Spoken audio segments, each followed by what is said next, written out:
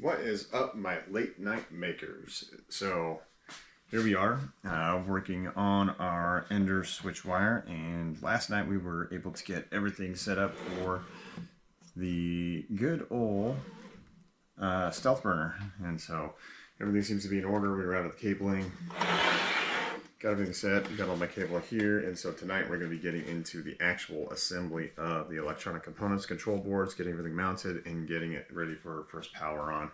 And so yeah, lots have been happening as of late, and yeah, hoping to make some good progress tonight. We'll see how far we can get before I kind of hit my time limit. It is 11 o'clock this wonderful Tuesday, May 7th evening, and so I hope you guys stick with me.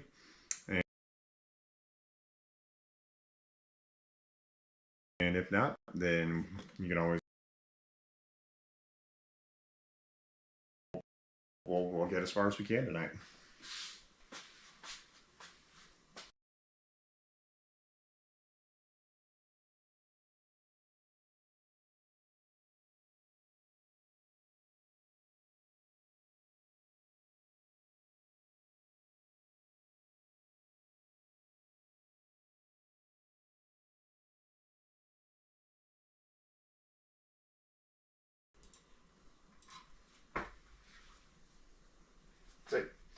I already had my first camera drop for the evening. I still need to pull one of my Wi-Fi hubs down here and get it set up in the garage and hopefully have better throughput. But anyhow, we got this thing built. We got the stealth burner on. We're going into the electronics, and so we're going to get after it.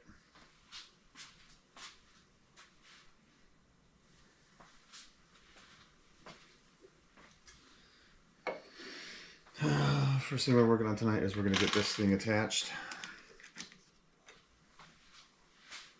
And so I'm going to need an M3x8 with a socket head, with an M3 T-nut. And pop that up, drop that through.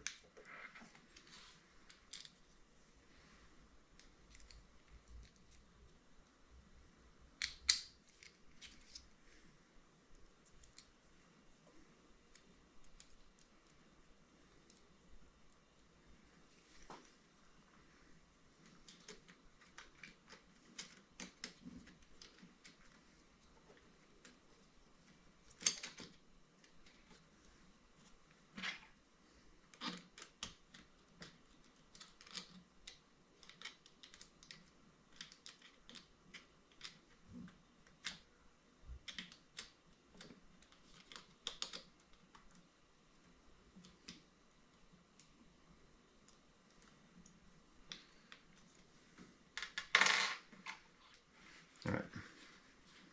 Now what I want to do is I want to loosen these guys up. And I want this drag chain to tighten up against here, because there is that notch groove right there for this thing to pop over to.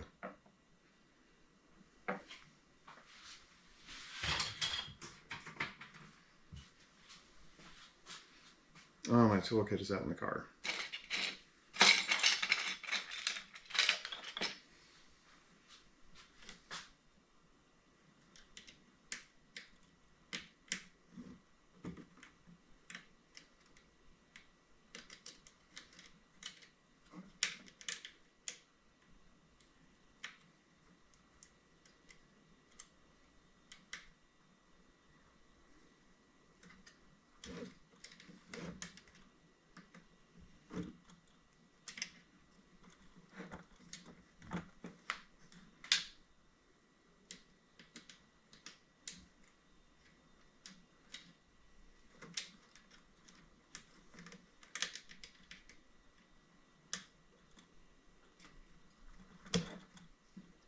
There we go.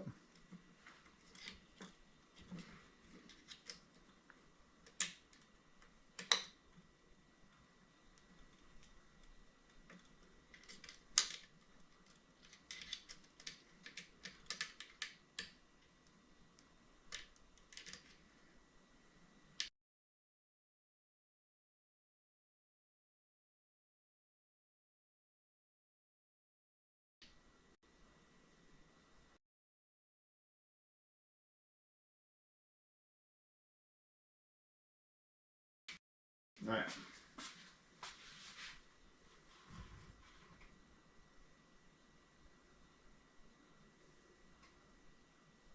So we got our Creality board, our clipper expansion, our buck module, our power supply, and our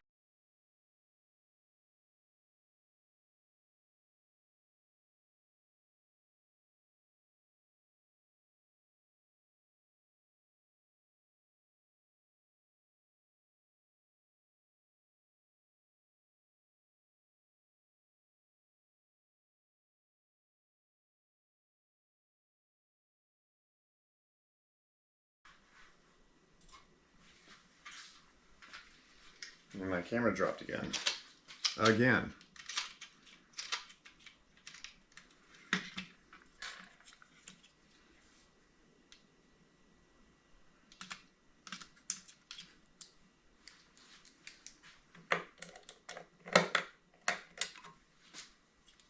So the camera dropping is probably the most frustrating thing, and I think it has to be a network issue.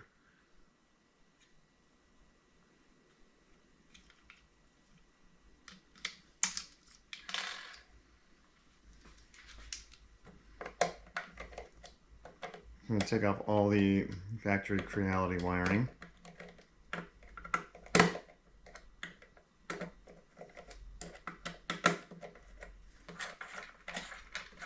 Goodbye Creality wiring.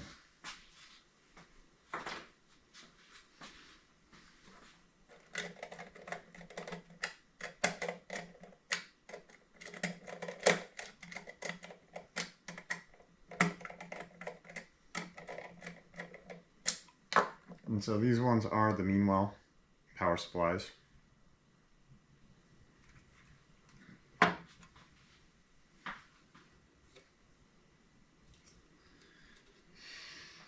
Alright, now we grab M4x20 with an M4x6 and the 2 brackets.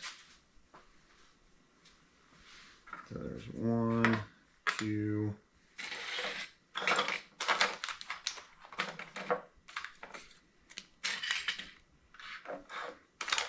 that is my other bracket.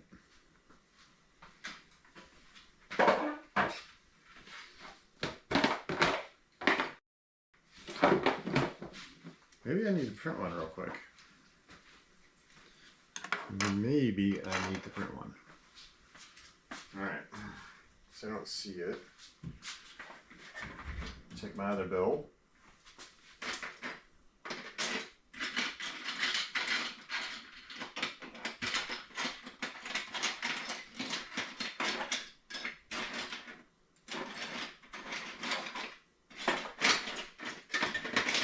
I have one over here.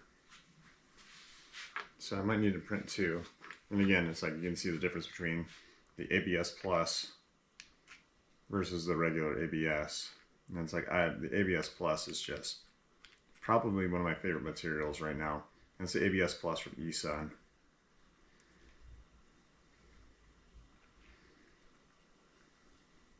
So ABS, ABS Plus.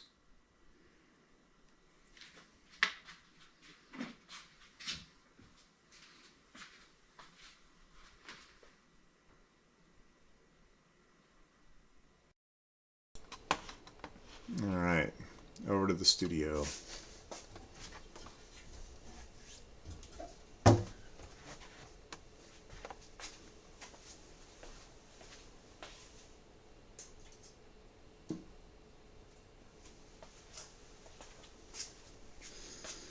Login information, sorry, please log in again. Okay.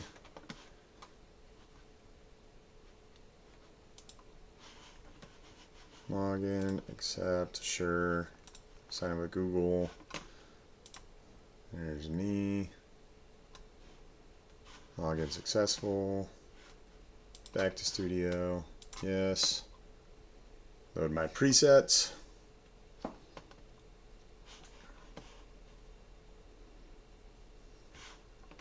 All right.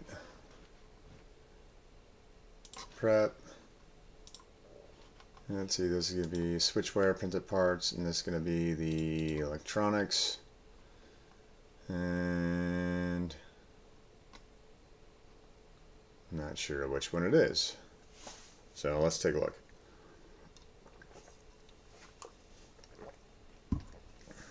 Okay.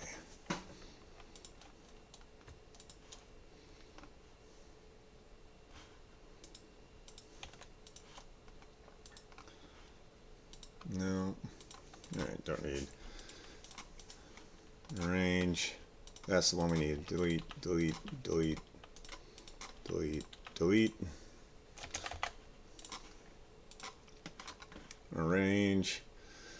That's all fine and dandy. Come over here, my presets, 0.2. Strength. 4. 40. Gyroid's fine.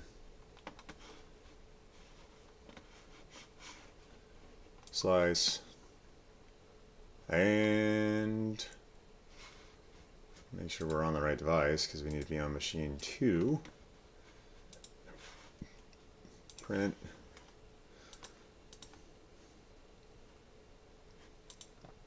Generic ABS. Don't care about the flow calibration. We're just going to send it to the printer and let it rip. All right. I don't know if I should run this one just like normal or if I should run this one in silent. I want to honestly try like silent mode just to see how quiet it is and how much background noise there is with it printing.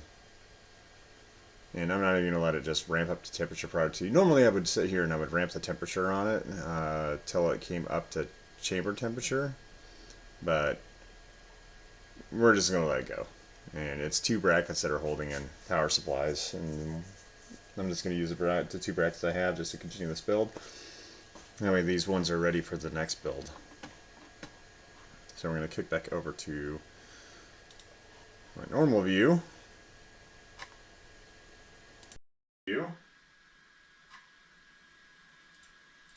Change your microphone over.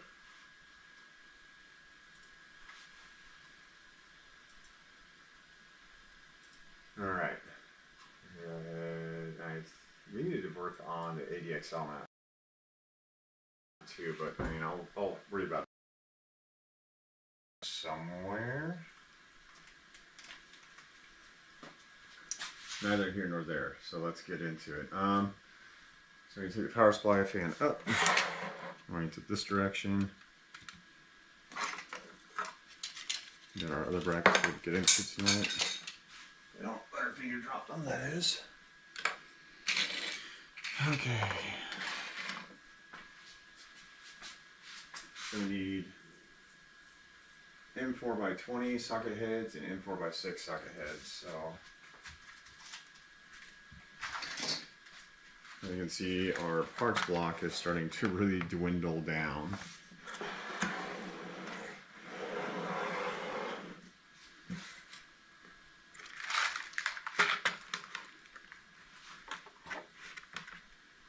M3, M5, M5, M5, M5, M5, M3, M4x30, M4x20. 2 pieces. So grab our gauge, check our gauge. We are M4 by 20. Okay.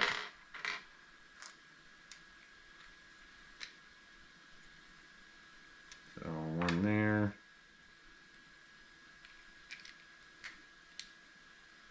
Got some post-processing on that one because it still has the junk in it in the print.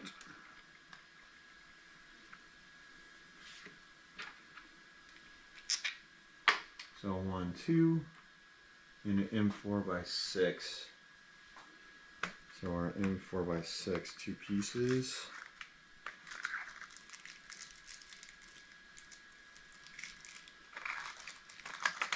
M4x6.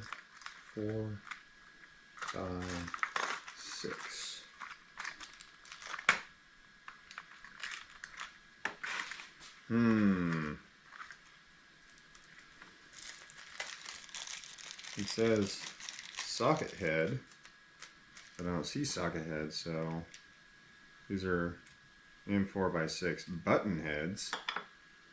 I'm sure button head will be fine. It does say socket head cap screw. And on the instructions and the baggie, but I have two M4x6 button heads. So we'll just run with the button heads. I mean, why not? It came out of the same little pocket in the organizer. And yeah, we're like starting to run bare on parts.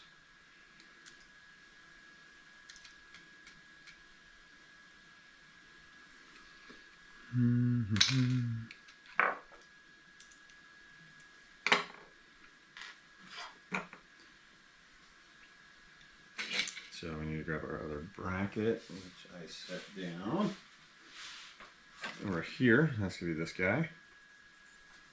And so that's going to go on the opposite side, facing the fan this way. And so we're going to set these ones in.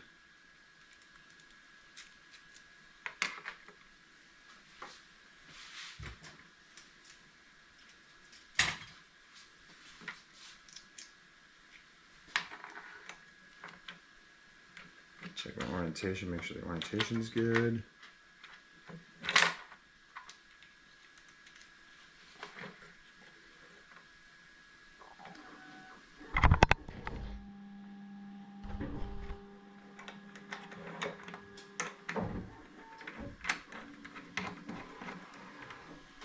There's one.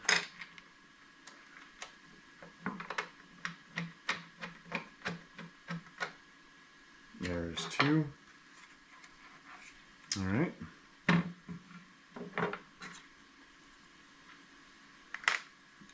And then we're looking at one.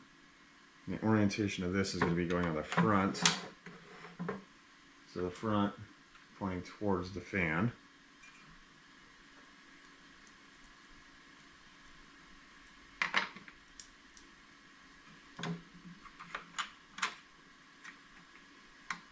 And it's going to be going all the way to the back to the rear mounting point.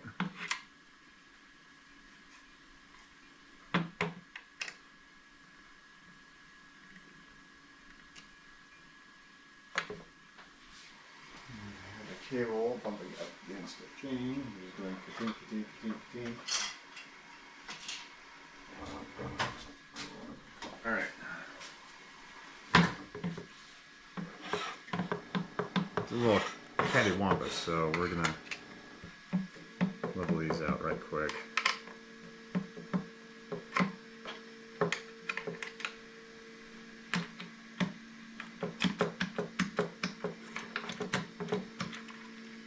I don't know, just because I don't have that back on there, so we're just going to leave those flat.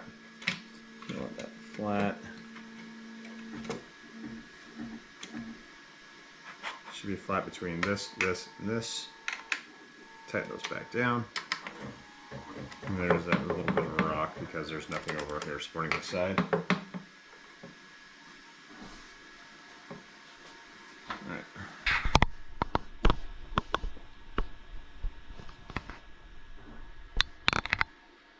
Alright, moving right along. So once that's set, so I'm going to flip the unit over. Okay. Put it on the workbench. So we got, it's only showing half of the unit. Actually, it's only showing a quarter of the unit, so flip this guy up.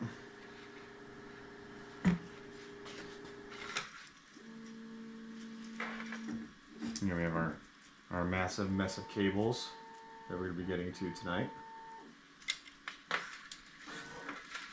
Now it's showing that it's going to be mounting with orientation as such, so that one slotted rail right here, that's going to be going into the upper upper T-mount on the 4040 extruder or extrusion, and then these are going to lock into that forward one or the upper one. So from here, I'm going to go 2 M5x10 button head cap screws with 2 M5 T-nuts. So M5x10s.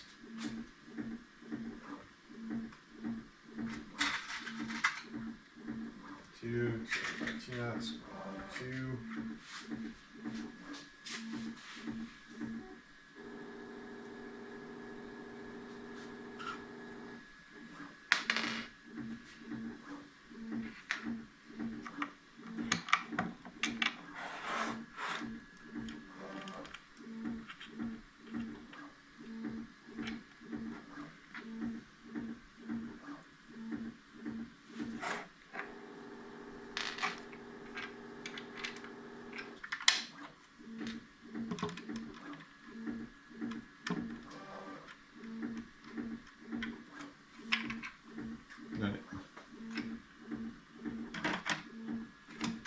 Put that in.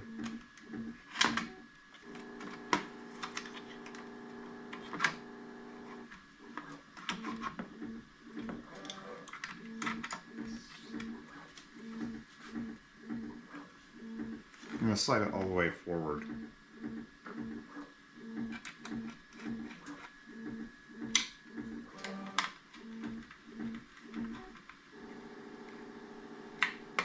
All right.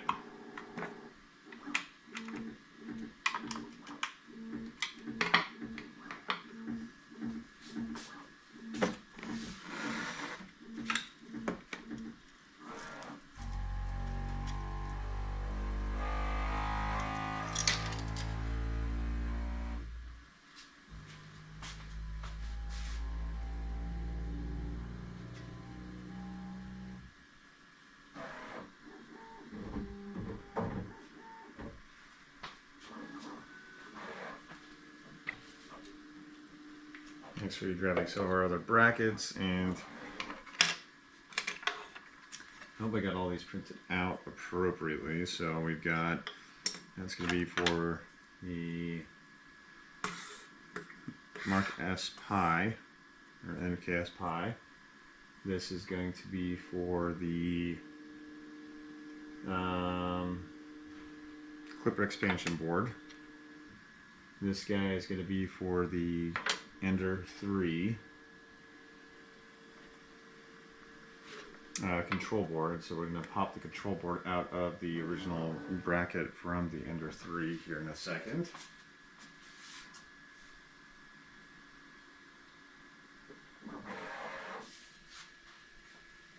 Alright, so our Mark S Pi board.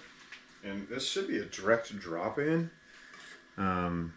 I haven't tested it, but it should be a direct fit.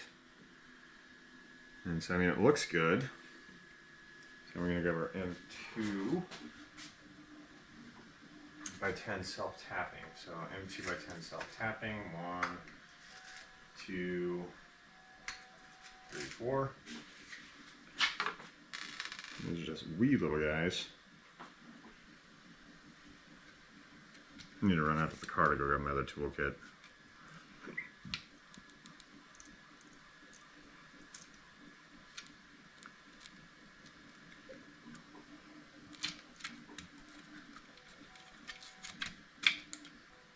I prefer my other toolkit to this one.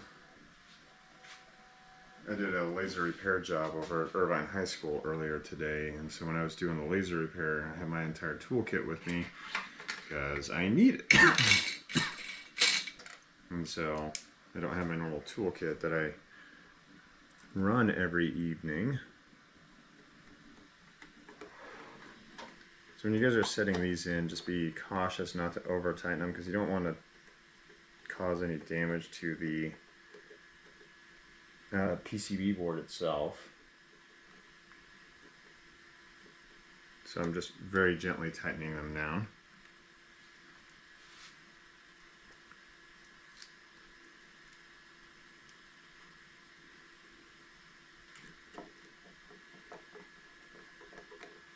And so I was doing some research earlier also for the MKS Pi board to see if there was any other users out there that had done a switch wire or a Voron build with the MKS Pi board in lieu of an actual Raspberry Pi. And I've seen a couple things, but I mean nothing concrete. And so I might do a little bit of research while we're here on the network tonight on the worldwide intrawebs to see if I get some more concrete information. So I'd love to have some more details on it, because I don't know if I need to take my Creality board, and so the Creality board that I pulled is currently flashed with the Sonic Pad Clipper firmware, and I don't know if that's going to be an issue as we get further on into the build. And so there is a heatsink module for the MKS Pi that I have not attached yet. It did come with some thermal adhesive tape, and so I might drop that on right now.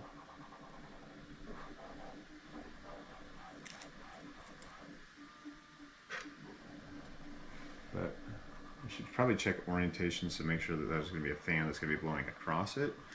I think it's going to mount in like this, or like this, I don't know. And so I might hold off on actually attaching that heatsink until I figure out what the orientation looks like, which I could do right now for science. And so the MKS is actually not going to be near the fan at all.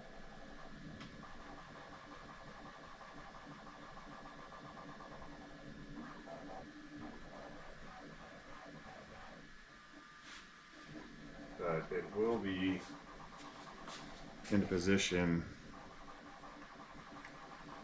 right here is what it looks like. And so if it's positioned here, I think that I would want to have the heatsink oriented so that I can have the best airflow through these channels.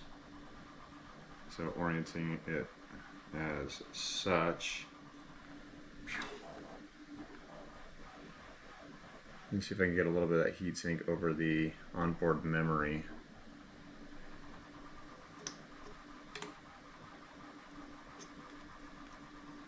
Try to pull some of that heat off that memory that's there. Alright, so we're going to call that good. I'm going to want that airflow as it comes off the fan and bounces off the fan and channels down this to be able to try to at least get some of that airflow across that heatsink. We'll see how that does. I don't know. Let's go back up. And so M3x8, and so I'm going to grab a factory Creality board, and again this one's been flashed to the Clipper firmware. For the Sonic Pad, I don't think it's going to be too much of an issue or too much of a difference. If it does, I mean, we can always just reflash the board back to the factory Creality 4.2.7 firmware.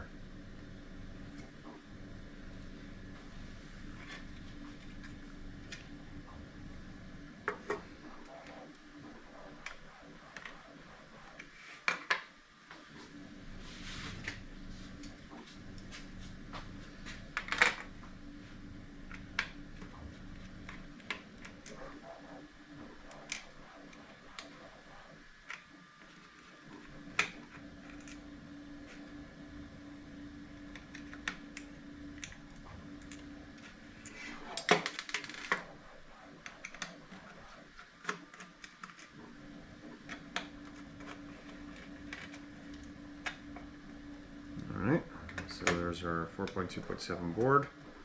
I've got my 4.2.2 boards around here somewhere. I don't remember where though. I'm like locked away somewhere, and so we're gonna go with M3x8s.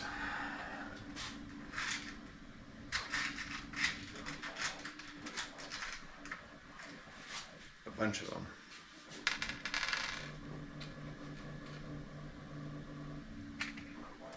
Take these old guys off to the side.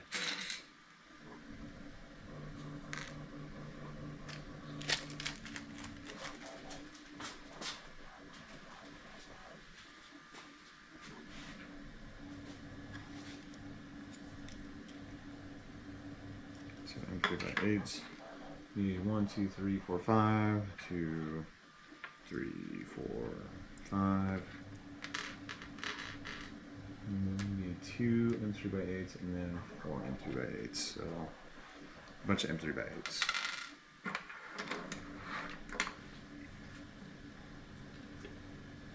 Let's see.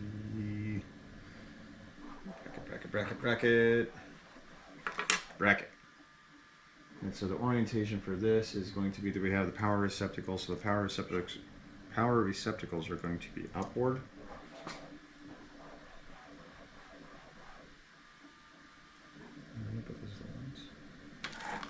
Yeah, right there. And so we should have 1, 2, 3, 4, and 5.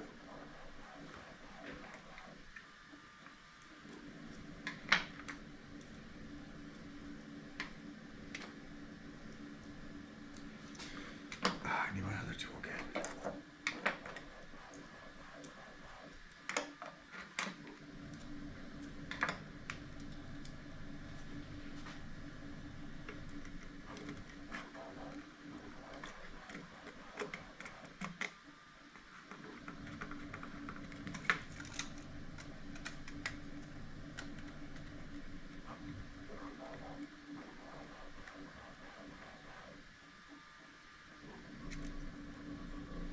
There's one.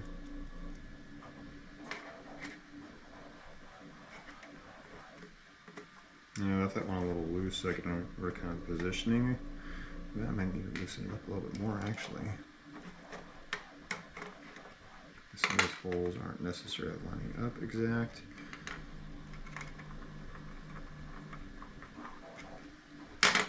Oh Lord.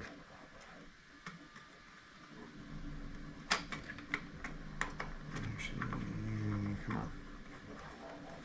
Why is this one hole not correlating with the others? So those all correlate.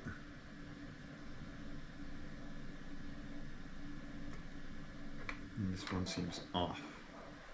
So I might not even rig that last one up. It's funny that the one that doesn't correlate is the one that I defaulted to as the start.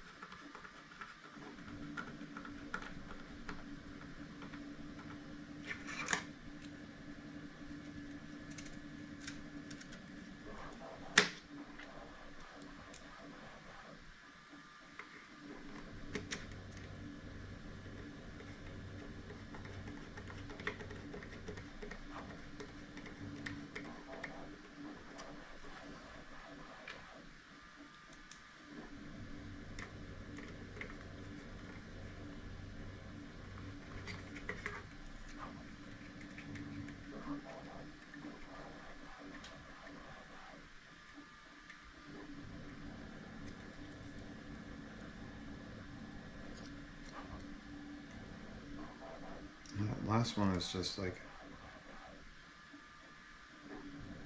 ever so slightly out of spec. I don't know why. It's just like a smidge out. Okay, so there we got that. And grab our clipper expansion board. I don't even know if we need the clipper expansion board. This is kind of new to me, but it does have a 15 amp fuse bus integrated into it, which is kind of interesting. And so, yeah, we have the clipper expansion board, and then again, that's going to be the mounting bracket on this side, and with the mounting bracket, and we're going to have that offset. And that's also going to be M3x8s.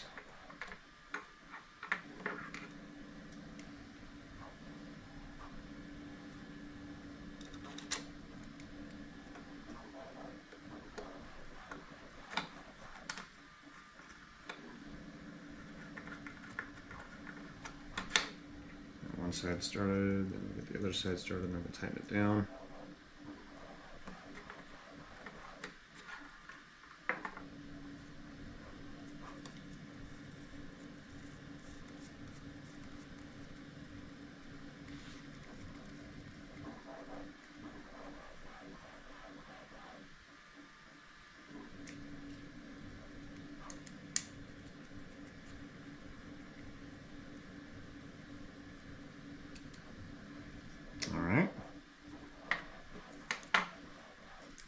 And lastly, we've got our buck module.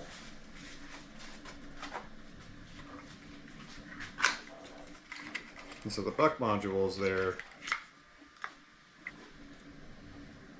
Take a 24-volt input. So yeah, as you can see, input 12 or 24 volts, and then it's going to kick it down to a 5-volt, 5-amp max output. And it's going to be going on this module.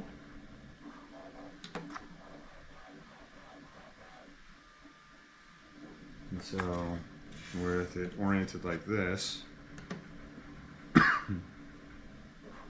going to go to the inside hole. And this is going to be with M3x8 as well. So I need 2 more.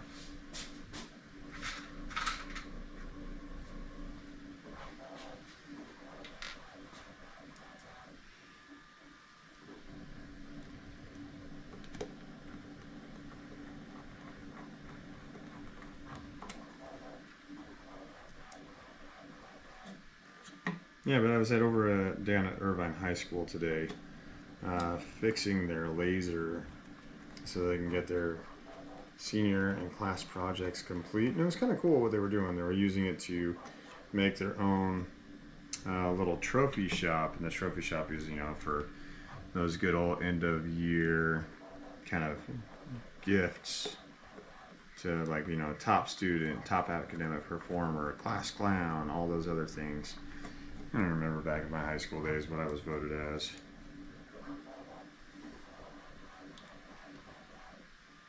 I'll have to go back through and look at my yearbook to find out. That was so long ago. I think it's been like 2 decades ago. It's like forever and a day ago.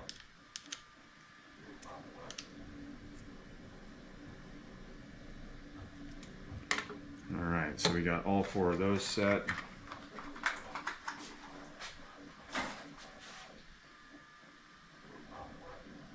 Alright, so clipper expansion, 24-volt, 5-volt buck module, control boards. And so these are going to be M5x10, M5x10. So these are all M5x10s. So we'll come over and grab some M5x10s. We need 1, 2, 3, 4, 5, 6, 7, 8.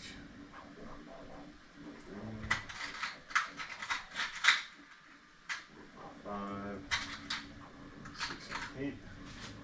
And my problem is I'm running out of T-nuts. And so because the instructions don't really state, you know, which M5 T-nut to use, it's like I'm kind of now limited to these guys. I've only got like 5 of the regular M5 T-nuts left out of the entire stock. So I don't know if I can get these in here for some of this application. Let's see, but they're all M5 T-nuts. We're going to put them in an appropriate position. Alright, and I hope that these things can pop in. I haven't tried, but, you know, here we go. Alright, they pop it just fine. That makes it easy.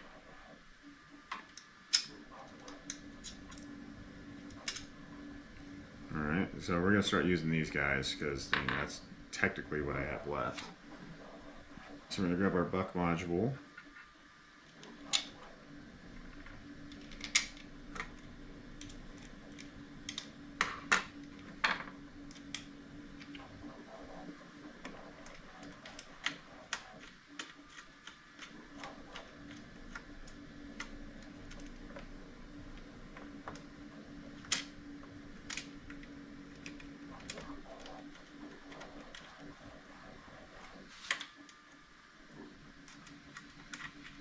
that guy up a little bit better.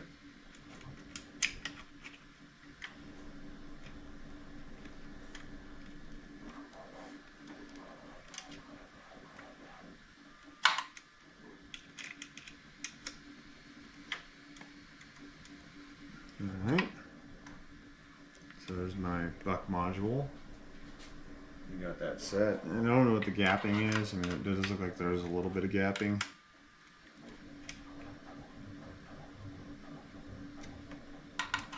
Between the buck module and the bracket for the power supply.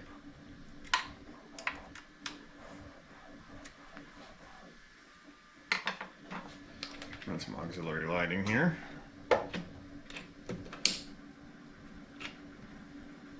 Yay, flashlight. It kind of just looks all weird. Okay, so next we got our clipper expansion board. So we're actually going to rotate the unit. Maybe this will make it easier to see.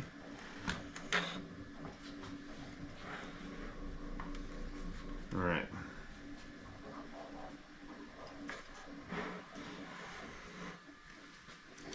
That's our clipper expansion unit. That's going to go here.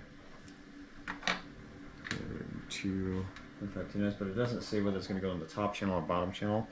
I'm assuming we're putting it on the top channel. Actually, where are the mounting brackets? So it might be going on the bottom channel being the base of the unit is what I'm getting after. And so yeah, it looks like it's going to go on the bottom because it can't even get to the top. So bottom one.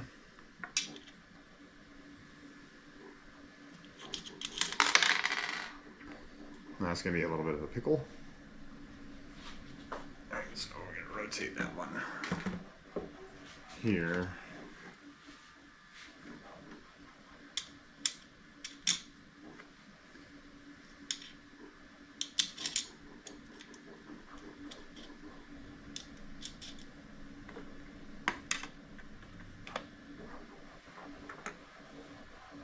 And that's going to be pushed all the way over, so we're going to kick that guy over so that hits. And line that one up. Line that one up. Slide the unit out.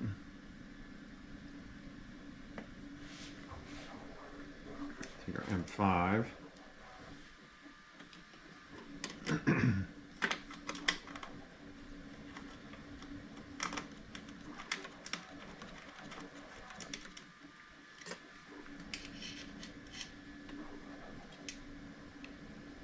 Line that up.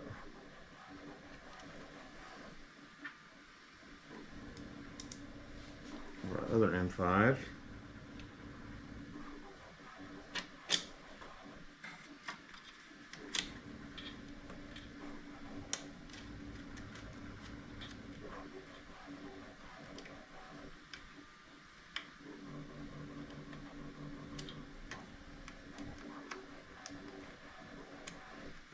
Okay. I'm going to grab our OBS Pi board.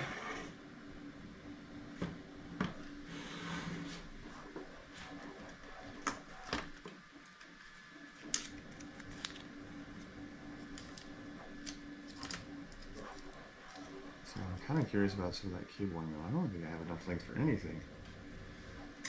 So these are going to get routed through here. Set them off to the side. Alright. So the one that I'm running is the MKS Pi version 1.1. You can see right there. And so this is by MakerBase.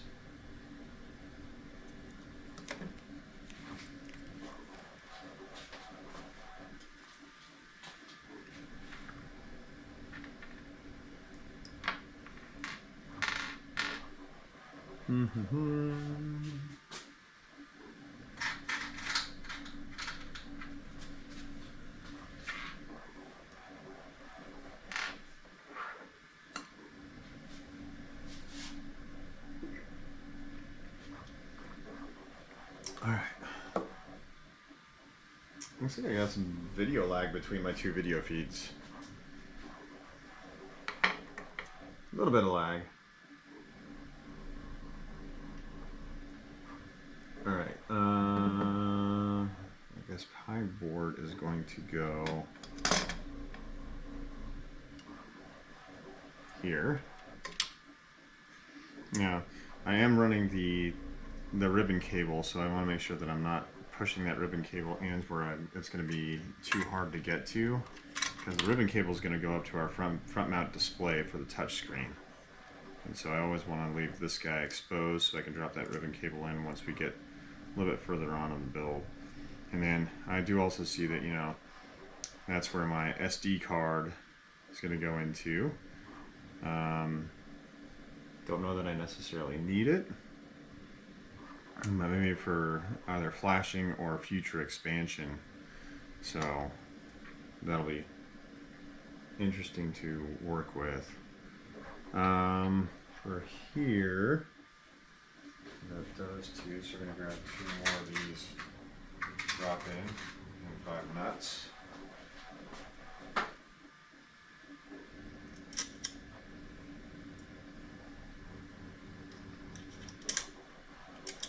One, 2.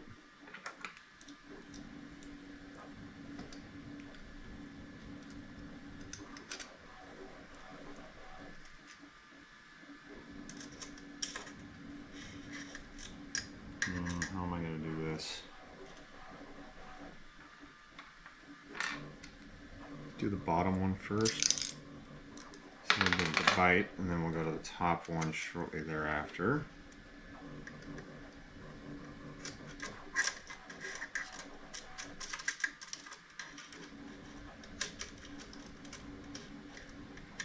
You know what I could do is I could do that. Actually, let me see. So I'll do there. Move that one in. I should be able to thread that one on.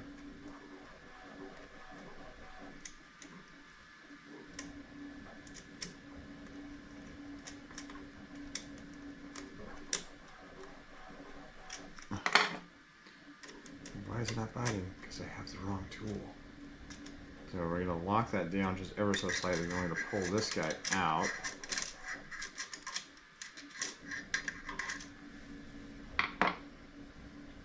Now I really wish I had my other toolkit. Alright, so we're going to pull that one out. Now we're going to drop that one a little bit further up.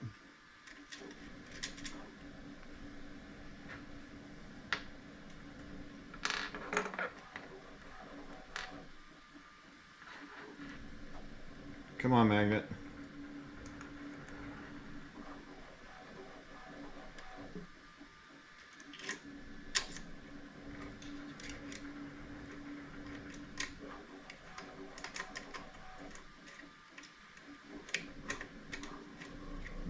There we go. So we got that. We got both of them to bite in. Loosen them both up just ever so slightly. Slide that down. So it's not coming in contact with the 44 rail, but it's there. Lock the Mark S Pi into place.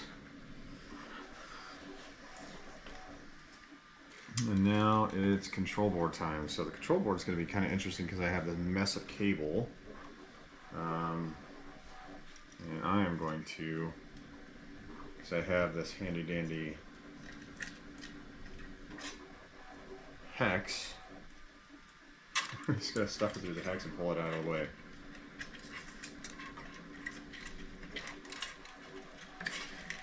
Got those. Got these.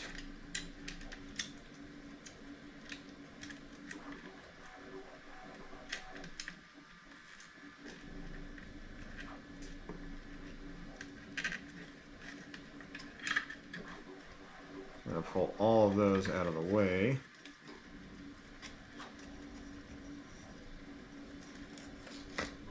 Along with our fan. Pull that out of the way too. And so literally what I did is I just took it through and I just pushed it through the hexagon pattern that's in our outer shroud. And so As you can see, I've got all of them coming through up here.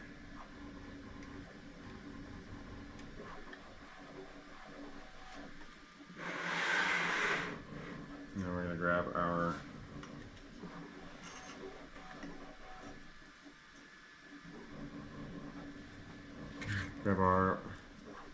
good old Creality control board.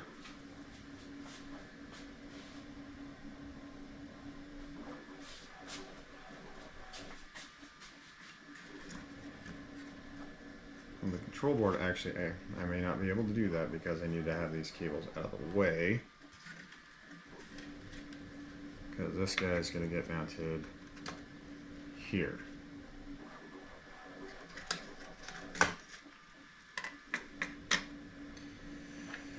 Alright, so we're going to grab 2 of our drop-in T-nuts.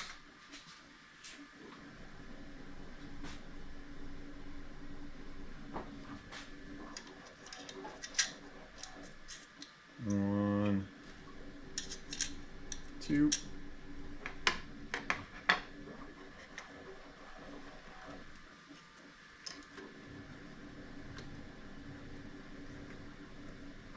So I guess I'm going to end up butting it up against the frame rail here and just over here because that's where the positioning looks the best. So I can't get it to go any lower. I'm going to slide that. This one's going to have to get reversed, I think.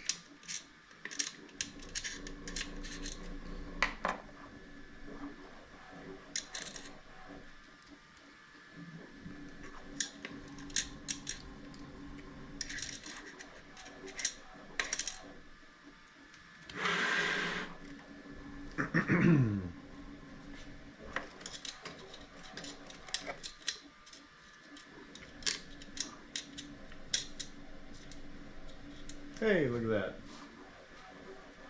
Somebody has viewed. That's kind of cool. Thank you, viewer. Not sure who you are, but thank you. My stream is rather boring. It's just me jabbering and building. Oh, lordy. Now, I really wish I would just, you know, stop being lazy and go out to the car. About to sneeze. And grab my regular toolkit.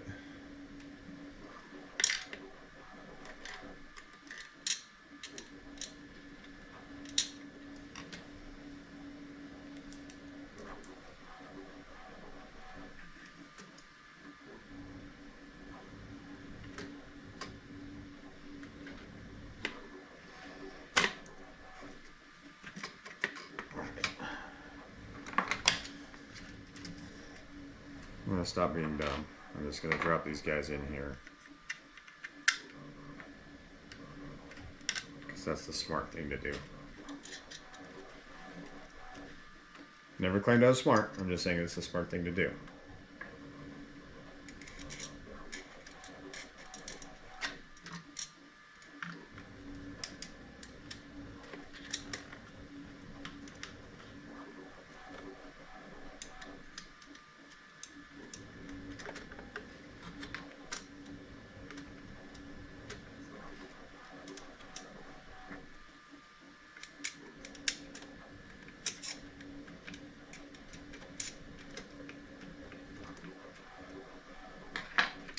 One.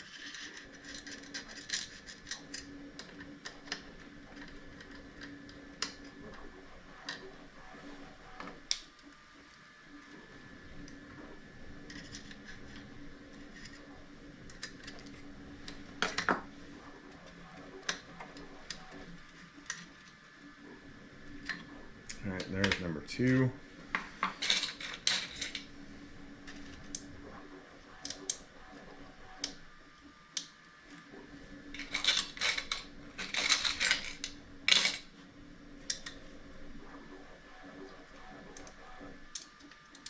I can't get a good angle on it with my screwdriver. I'm just going to go ahead and use one of the elbows on the Allen wrench to get this thing tightened down.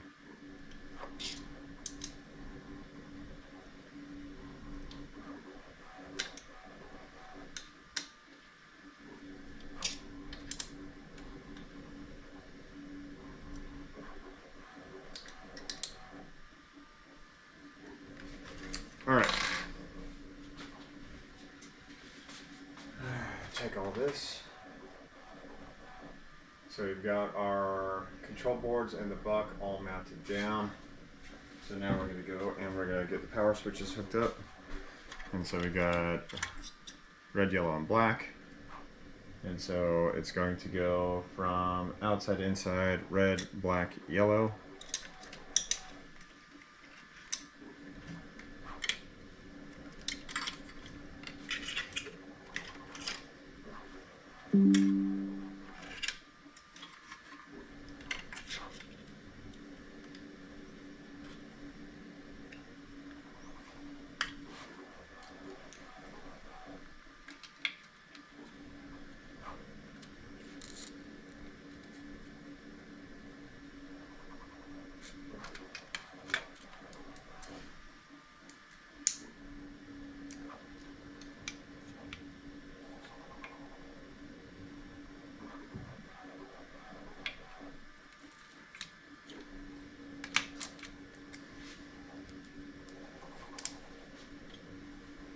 We're out through that notch section.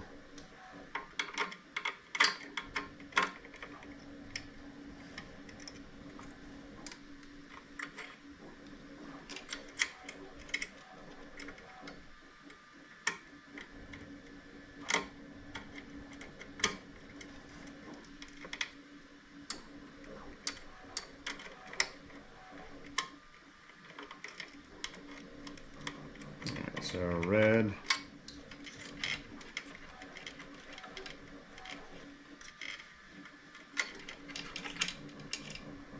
Or black.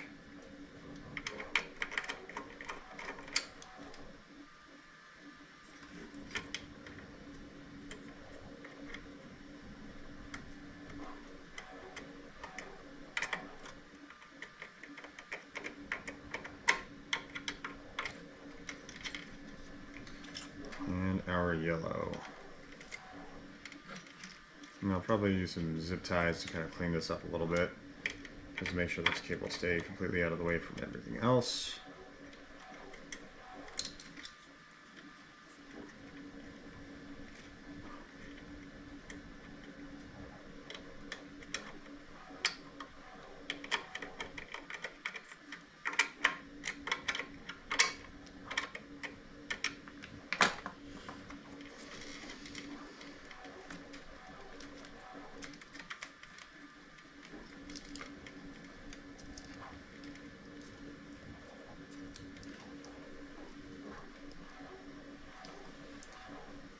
All right.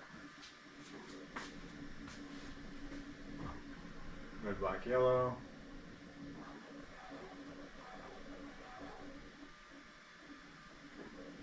Ready to go grab our wiring harness. Harnesses. Pull out all of our wiring.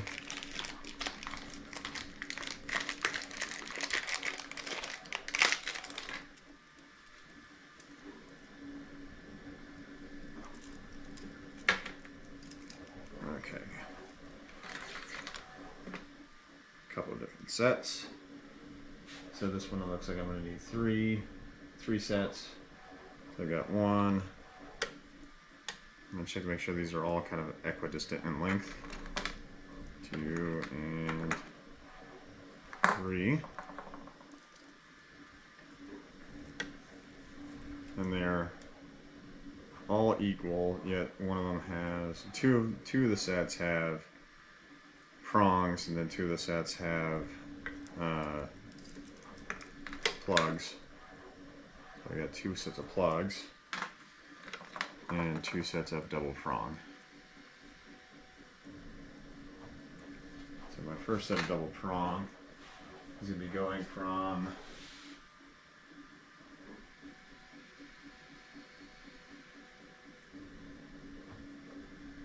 so if we follow the diagram, and I want to follow the diagram basically to the T, we'll grab the terminal one first. So the terminal one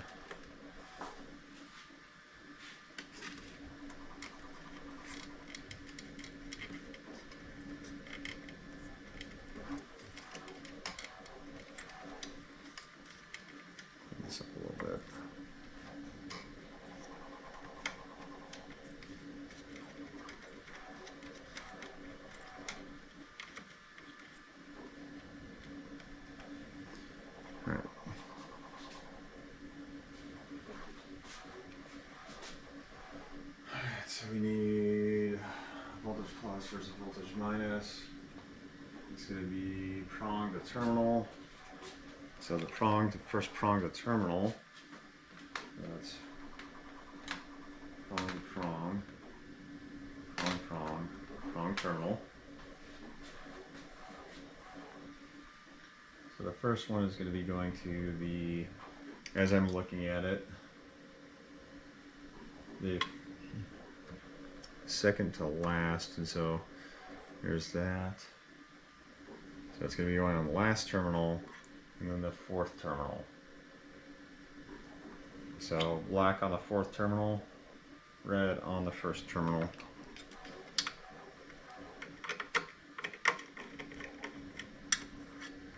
So first and fourth.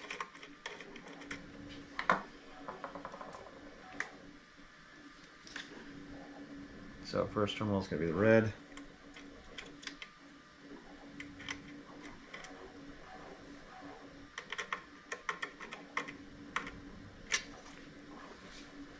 Lost the camera.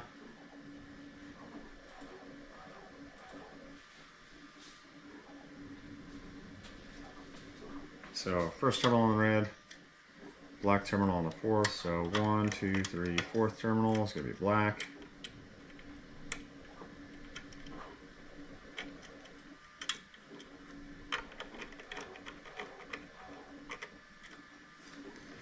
And so this is going to route up.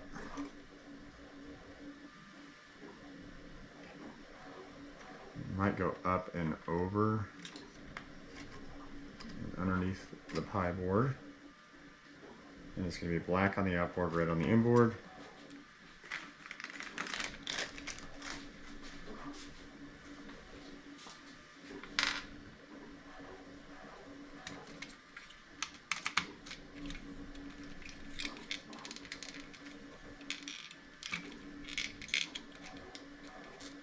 Quick flathead.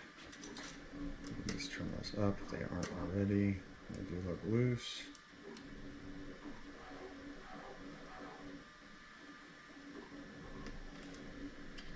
And so black is going to be outboard.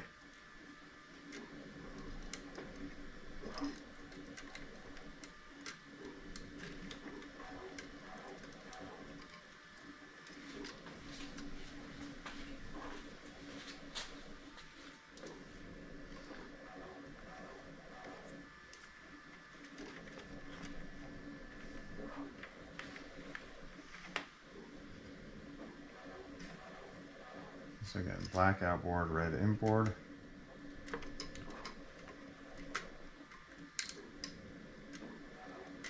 Come on.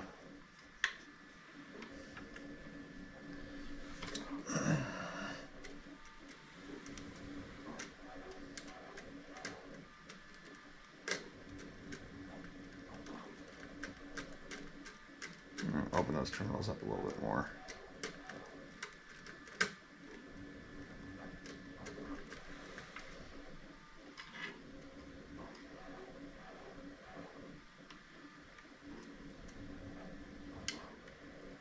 Oh my Lord.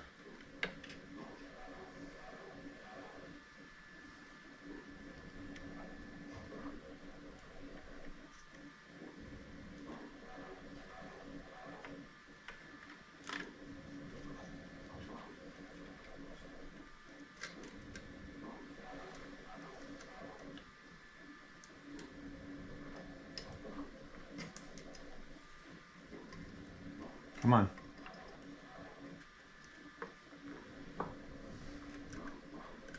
Alright, so I got my black outboard, my red inboard.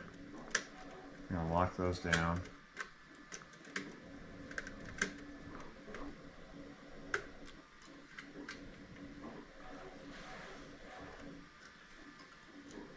And I did not lock them, I was turning them the opposite direction. So again, to confirm, black on the outside, red on the inside.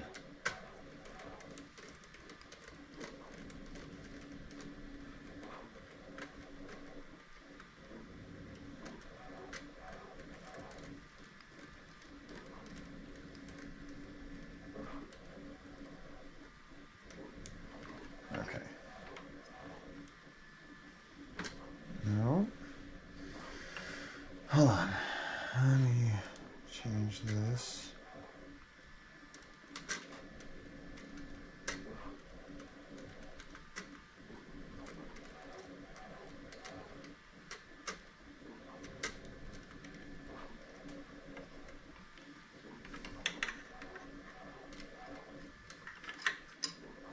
Try this one more time.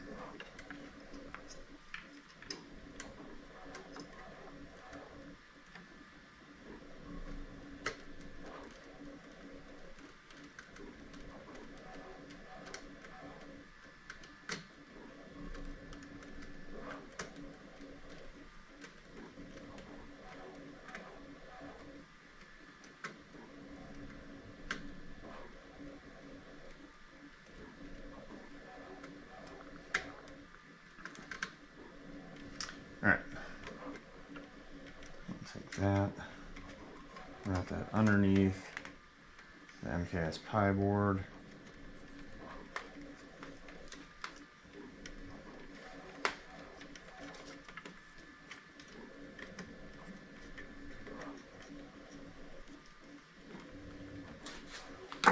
Okay.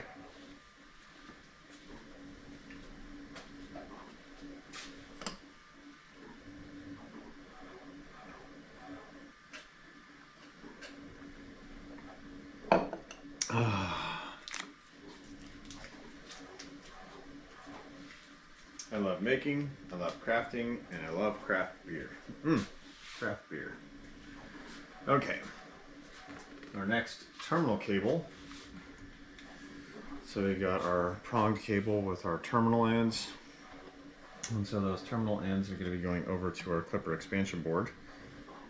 And so let me follow along to make sure I've got it set. Yep, and so that's going to be the 2nd and 5th. So 2nd and 5th.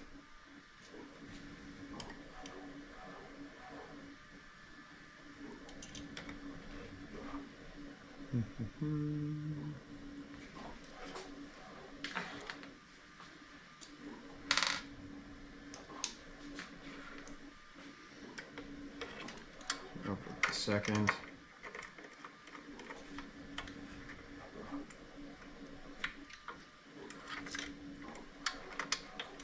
Drop that dude in there. And then on the 5th, 1, 2, 3, 4, 5. I can count to at least 5.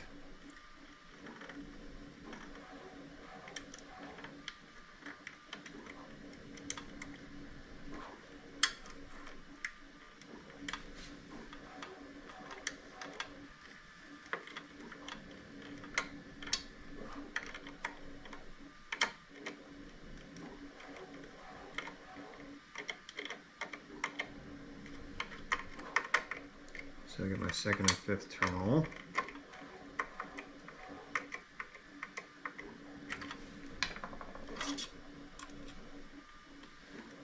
Let's see if I can route these underneath. I've bumped the camera with my head yet again. That is the 2nd time for the night. And a shock to no one. Okay, and so for this one, it's going to be the black is going to be facing towards the front of the unit.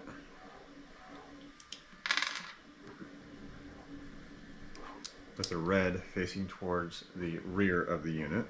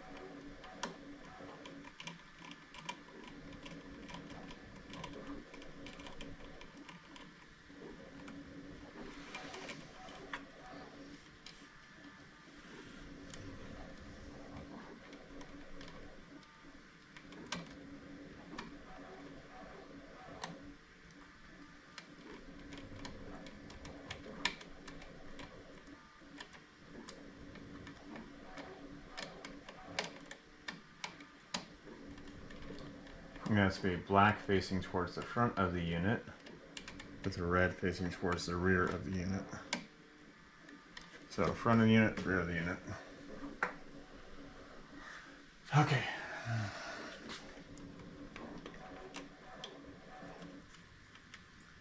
Black and red, yes.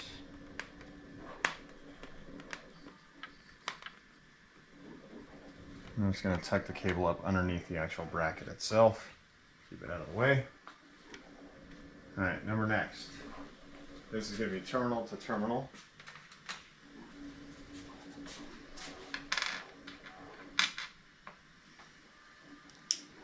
So that's going to be the 24 volt out to the 24 volt in.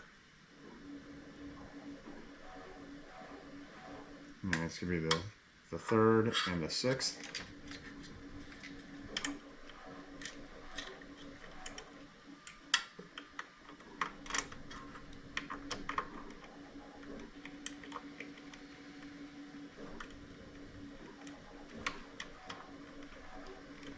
Had some really good conversations today too with the folks over at Panasonic Avionics. Really cool what they got going on with some of their prototyping and design stuff. And then had a meeting with Virtus Medical, which has been a long-standing client that I've had. Again, they're all working on bamboos. It's like bamboo is kind of taking over the market, but you know, I really wanted to do a detailed printer build. So we got red, red, red, black, black, black. That all looks good. I'm going to try to feed this underneath the main power cabling for routing purposes.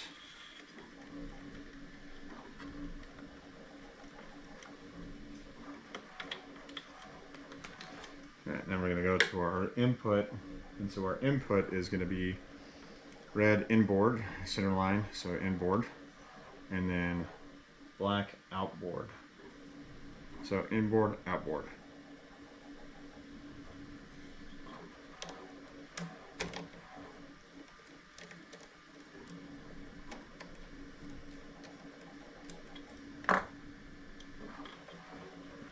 And for that cable to go over, underneath, and then do red, because I want to keep those cables nice and managed.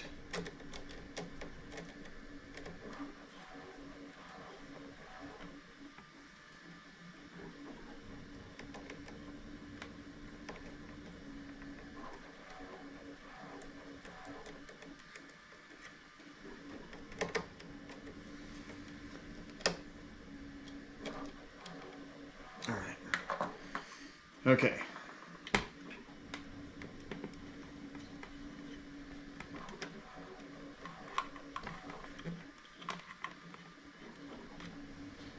All right. Now we have the power supply rigged up.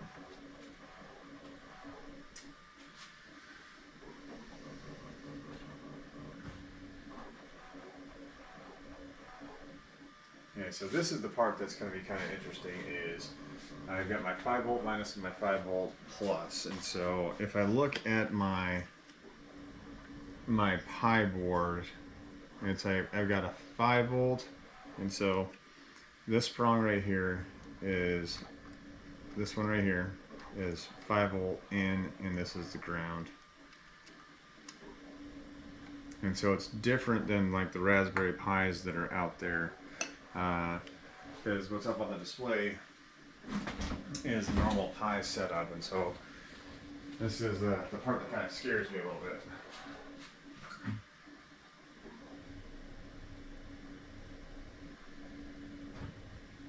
So we're gonna jump over to the computer, and we're gonna do a little bit of research as to the pin in on the Mark S Pi version 1.1, because I want to make sure that yes, that is truly 5 volt in and then ground.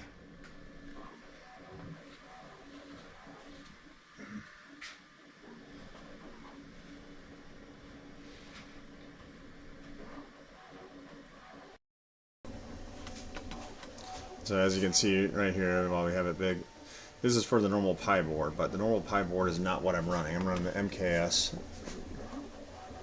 Pi version 1.0. So MKS Pi version 1.1.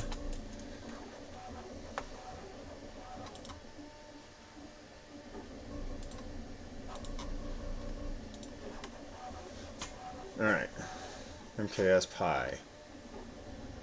As you can see, here's a kind of close-up vision. So I've got the ground, 5 volt, IC7, C3, reserve power input, 12 or 24 volt. And so it's like I'm kind of curious. It's like, do I just route it for a 24 volt input?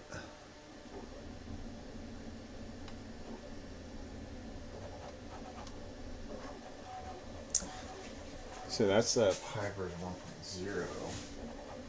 So the 1.1, yeah, it's got 12 to 24 volt in. But I don't think that I have a connector for that.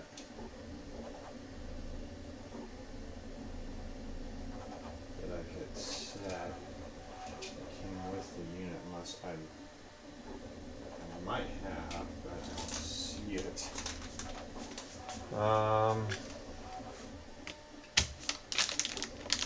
Yeah. Hold on.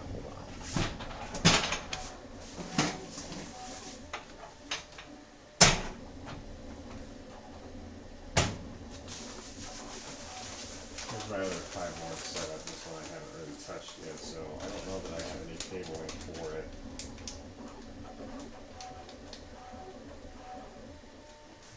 1.1 touchscreen.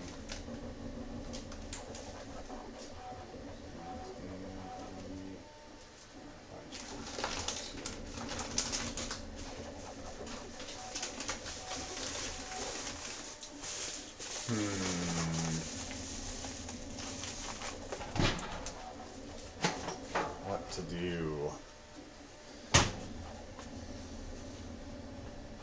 Let's see, what to do.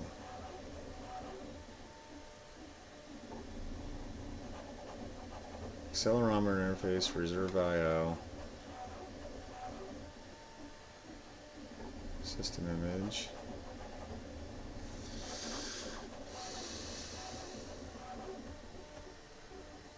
So review and every time guaranteed to be available.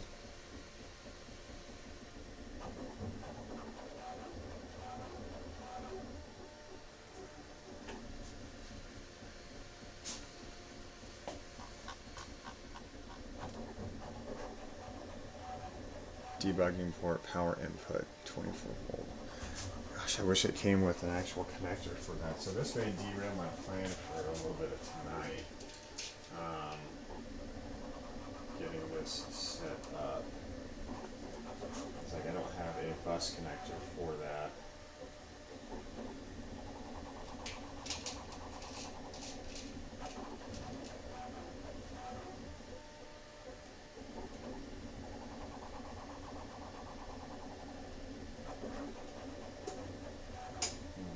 Might work. Tiny though.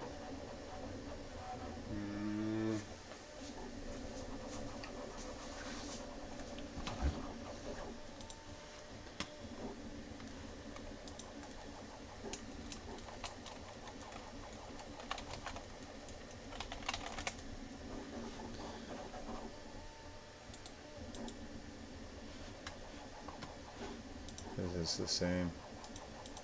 It's the same. Okay. Let's see. I may not have thought this through all the way.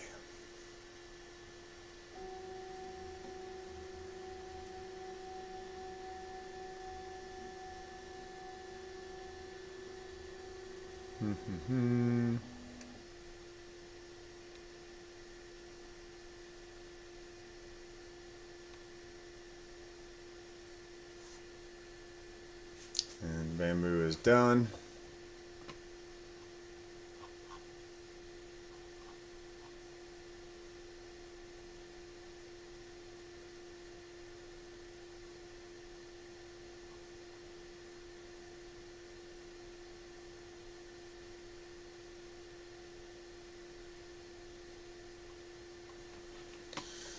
Let's see. No.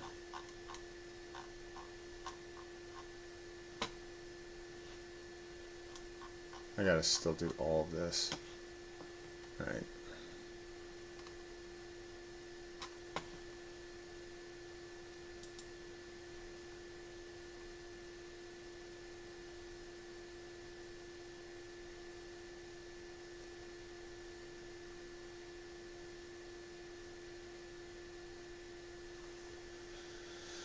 I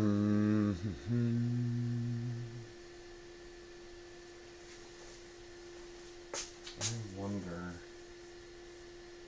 if I have anything in my Ender junk bin that I could strip and use for that 24-volt in. So technically, I'm going to need to remove the buck adapter because I don't need it if this thing is taking 24 volts in.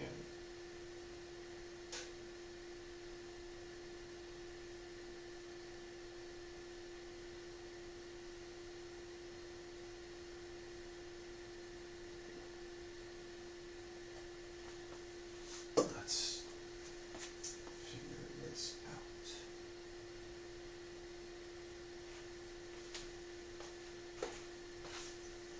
Oh, I don't think there's anything that's in here that's going to help us.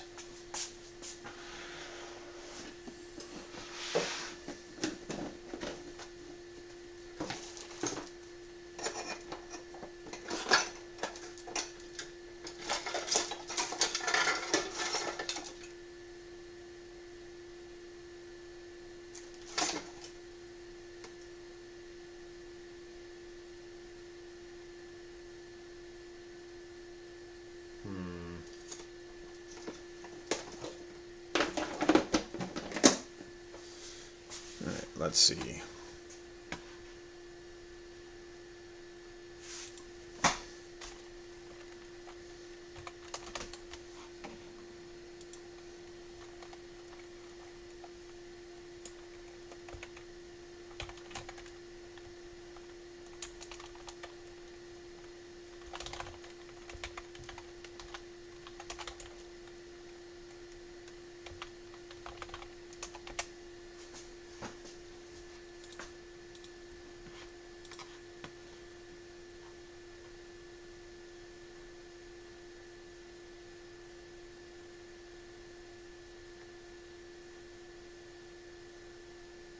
Supports DC 12 to 24 volt power input.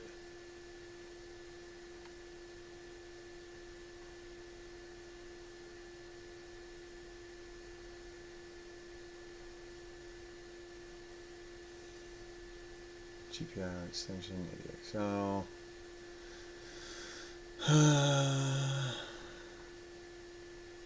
GitHub MakerBase MKS Pi 1. So GitHub Maker MKS Pi. Come on. MKS Pi.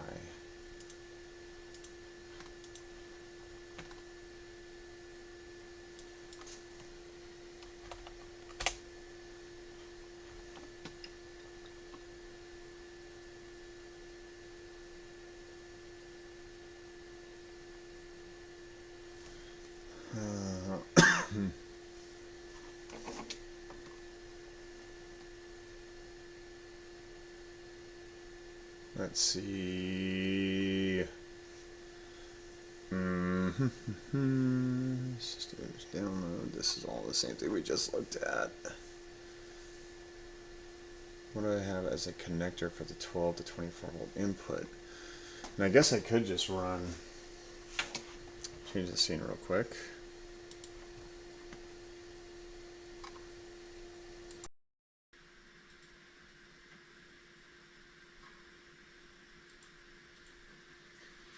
And I guess I could just run one of these guys that I pulled off of another teardown. I mean, it does lock in, it's just, these are like, I don't know, 5 volts each? So what we need to do is, I'm just going to leave the buck module installed. But we're going to pull this out just in case I decide to change this over to a standard Pi. I'm going to feed this cable back through. So, should be 1, 2, 3.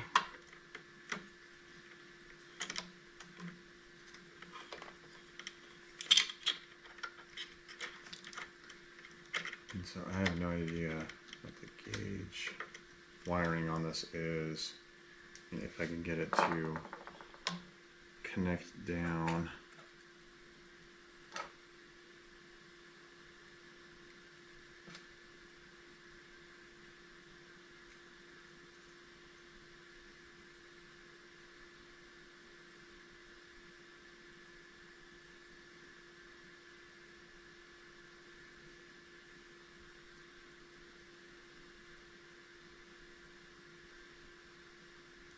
Come on, unfurl. Stop binding on each other and unfurl.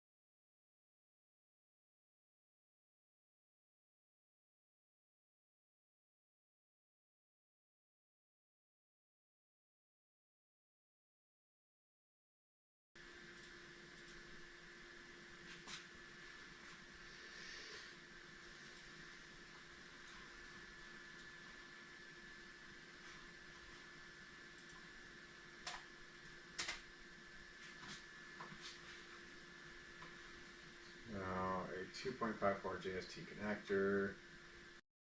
So it says it requires a 2.54 JST connector, and so we have the connectors, we have everything with the kit. And it's just gonna be a matter of like wiring it right now. So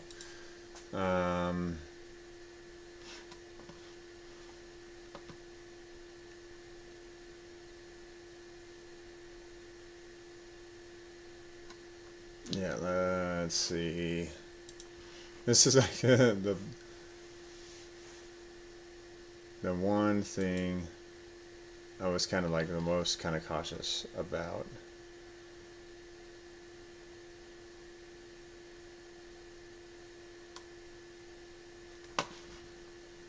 And so maybe it's just that there's not a whole lot of people that ever used a MKS Pi. 4.2x2. Alright.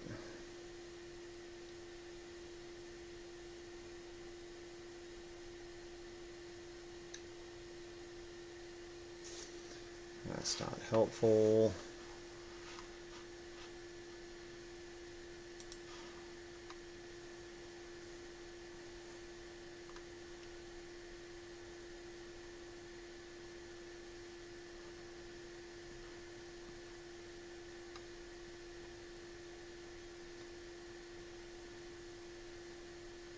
I know that's helpful.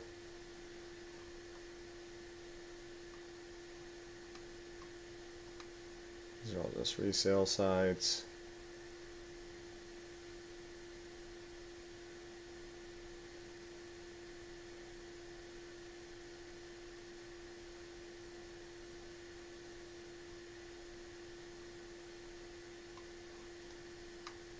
All right.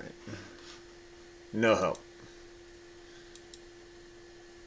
I mean, I guess we'll just try to run with this. Hold on. Let me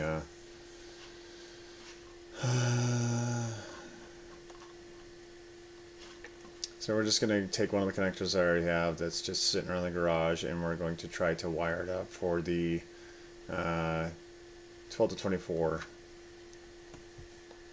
connector. So this will be interesting. I wish I had a crimper tool with me, but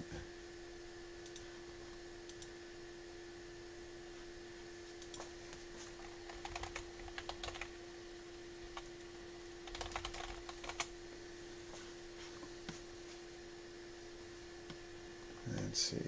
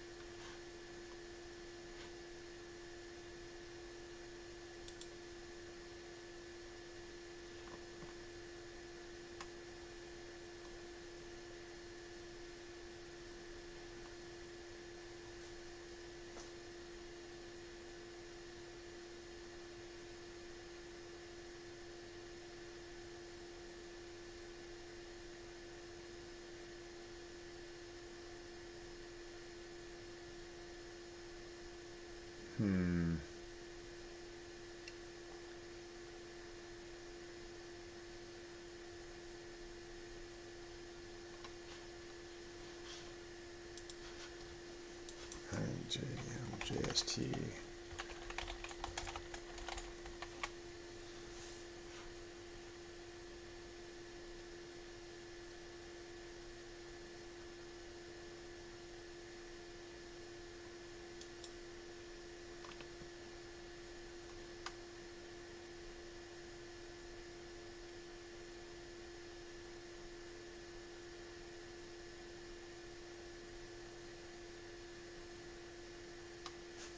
I'm about to just, like, you know, grab one that's already crimped and just strip it and solder it. Because I have never worked with JST crimping tools. So this is going to be like that would be a completely new adventure for me. You have this guy, which is a little bit heavier gauge one, that might work, but it's not locking into place. And so that would be for these guys, and so that would be what I would be more comfortable with, but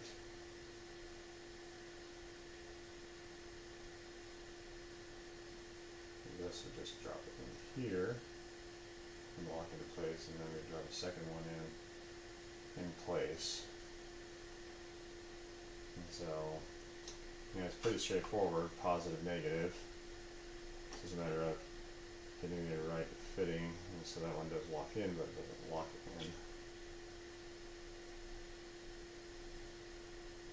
And I'm sure I would get a bite once I have the actual tool head in there. So maybe I should check this, see how much bite it would have. Oh, it's got some good bite. Yeah, that'd be fine.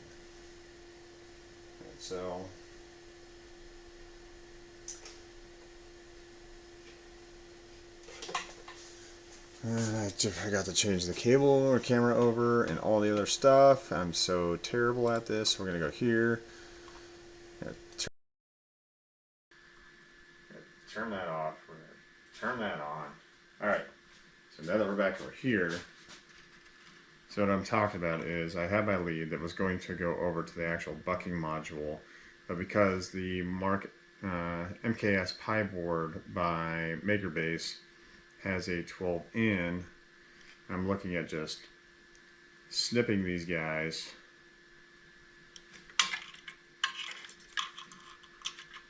So snipping these, running that over, and then running a connector. And so our kit did come with a couple different connectors for this unit, but it's like I don't want to use like the smaller module. I want to have a little bit heavier gauge on it. And I tested the actual connectors just for like form and fit. And it's pretty tight once it's on there. It actually has some really good tension. And so I might just end up running these guys and then just dropping this in here, even though I know it's not going to lock in place, but there should be enough tension on it itself once the connectors are in there. I just got to make sure that, you know, red up, black down. And so the red up, black down is all coming from right here. And so this is towards the rear of the unit. Actually, as I was, red down, black up. So that'll be the red, and that's going to be the black.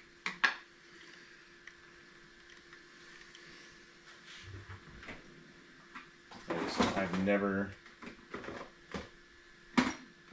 worked JST crimping before, and so I'm kind of hesitant to do so.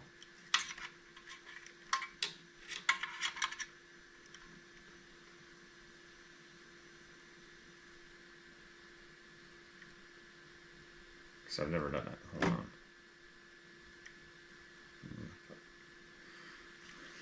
Yeah.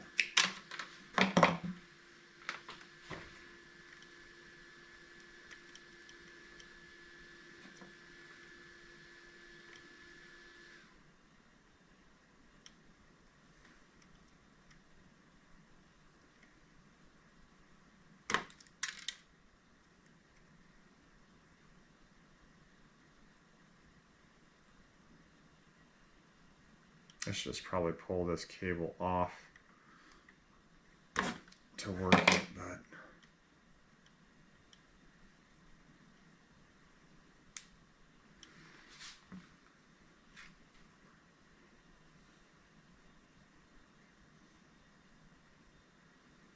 and so I think this is set for one of those ratcheting tools, so I can like crimp one, then feed the next one, crimp the next one, which is why it has this with the holes. I've never done this, so I have no clue. So we're just doing it live, or doing it by hand. See what happens.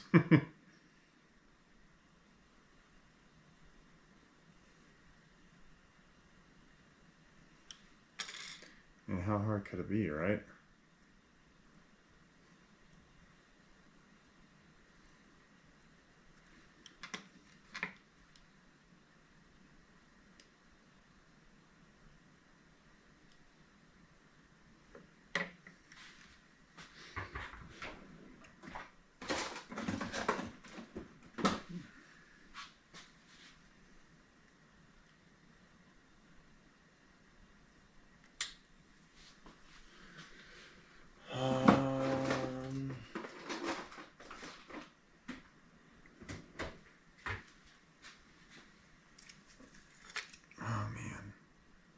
It's like racking my nerve sensory system right now.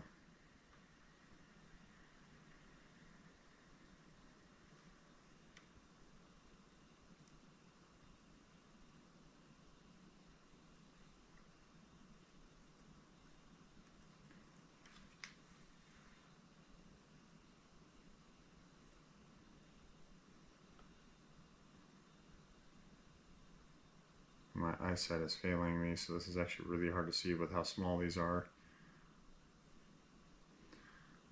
I wonder if I could just Let's see.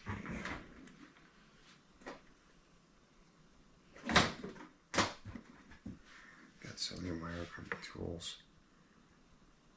Cut loop. Solder.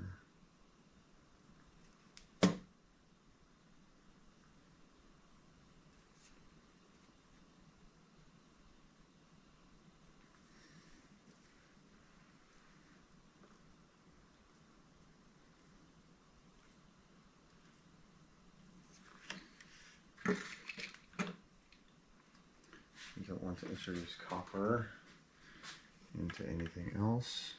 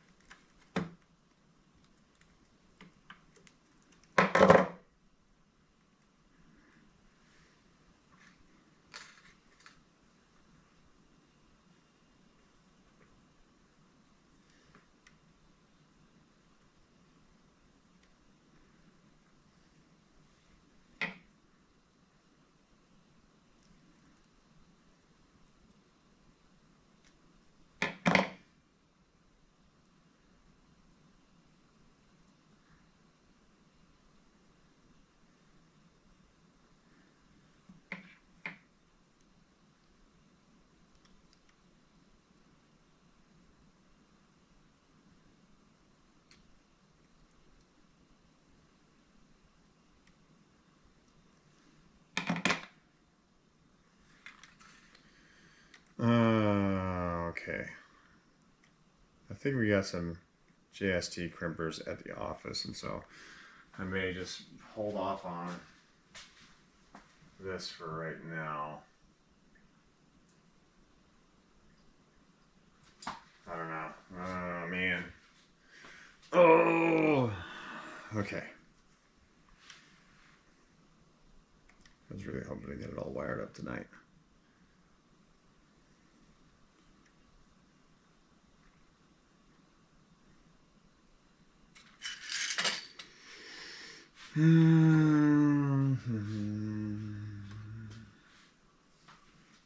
What to do, what to do.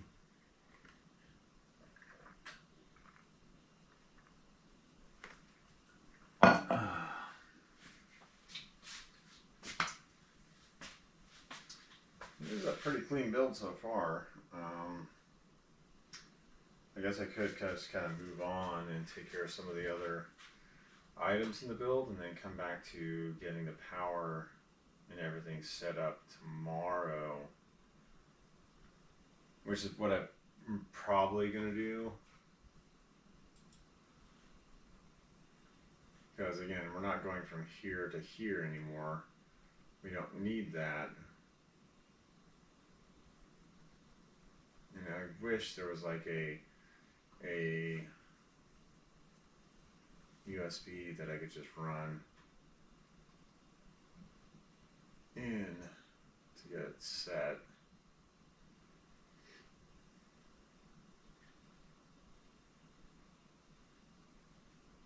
And the screen's not getting powered, so I mean, it's like that USB cable is just junk.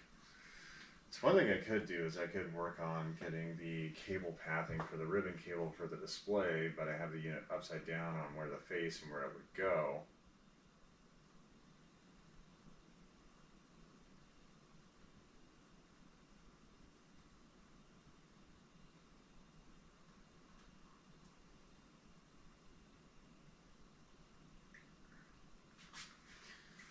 All right.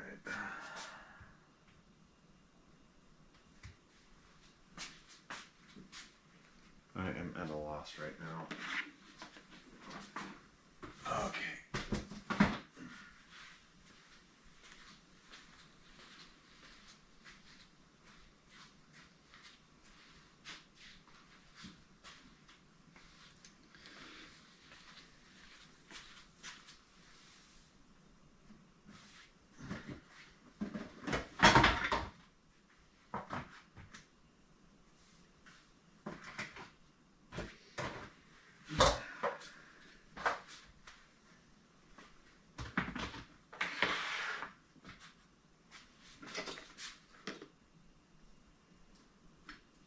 It's like all the other cables that I have that are already pre-crimped are just They're weak and meek.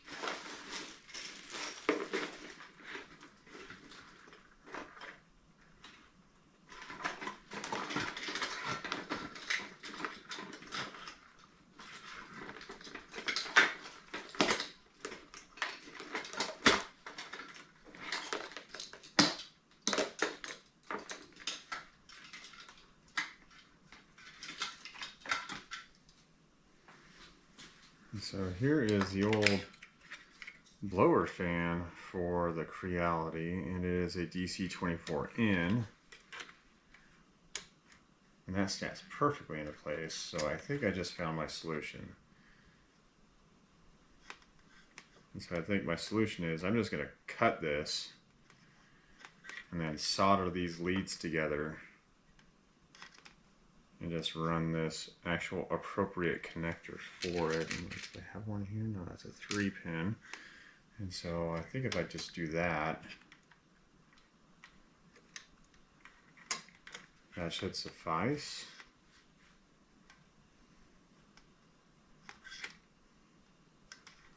And we're doing it live, so whatever.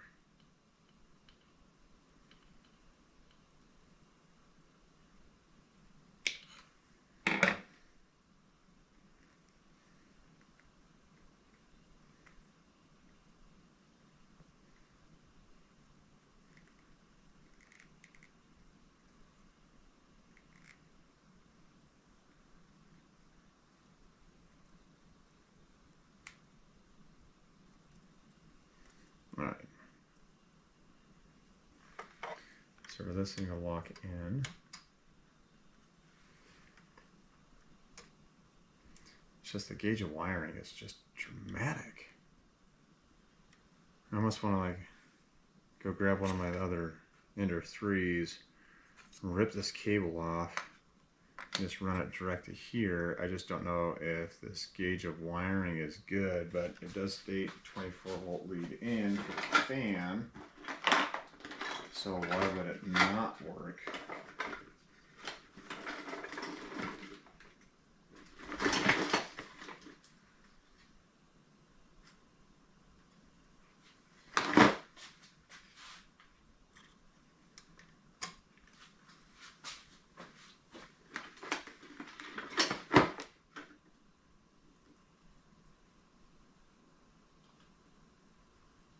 Just looking at some other cabling options that I have.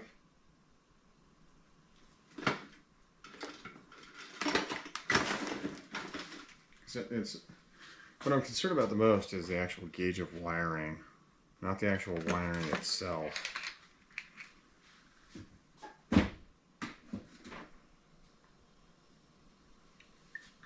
It's like if I'm running 24 volts and the power draw to this,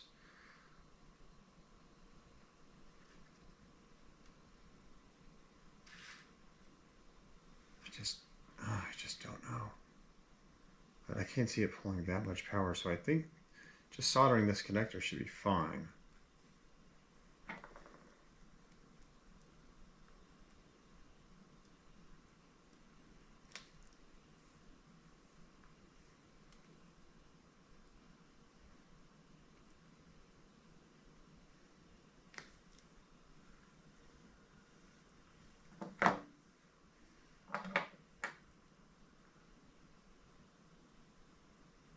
I mean, how much power draw could a pie board have? And that's not even a pie board, it's like a not pie board.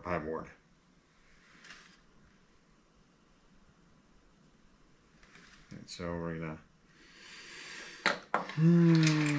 that's another mess, and maybe I'll just adjust this and get this re-crimped tomorrow and then run with it. So we're gonna take this one off.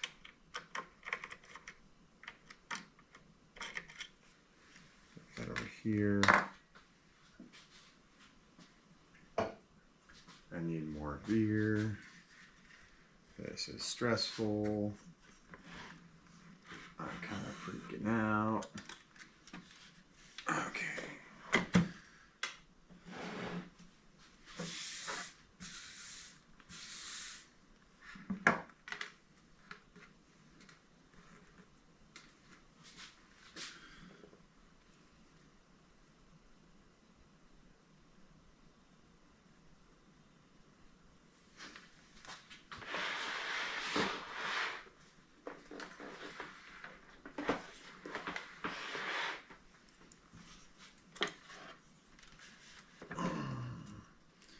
So I don't trust myself. I'm checking once again.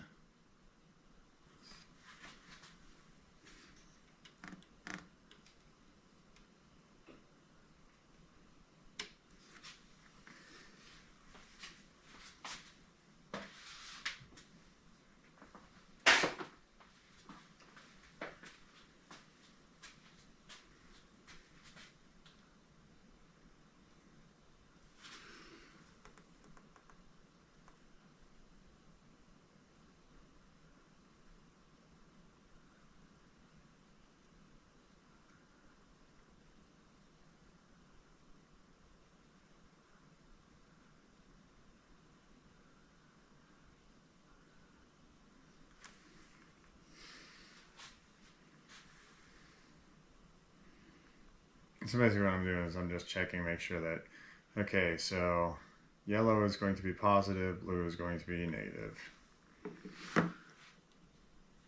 Yellow positive, blue negative.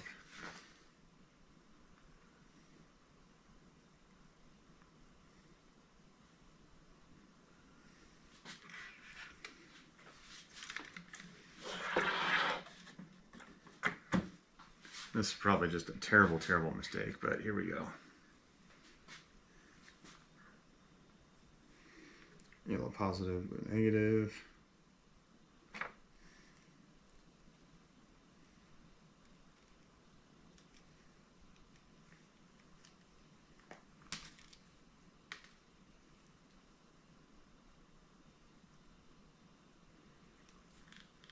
I could be really good about it and just run wing nuts. Or I could work an actual solderized connection. It's just going from like a 14 gauge wiring down to an 8 gauge wiring. But again, I don't think it's going to be pulling that much power for that MKS Pi, so I'm not too worried about it. So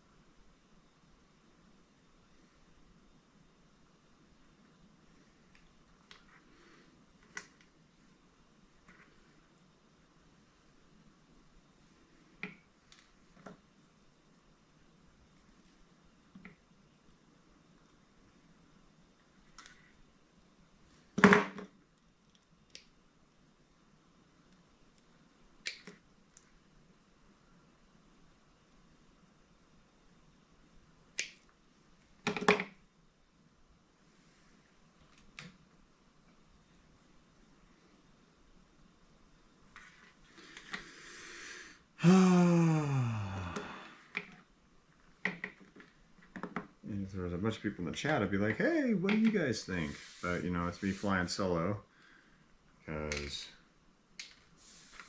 why not?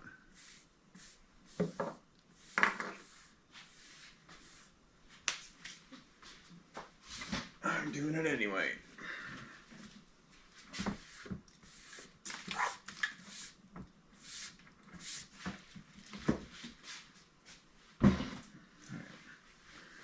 I'm going to be right back. I'm going to go grab my soldering kit and everything out of the car, because that's where it is.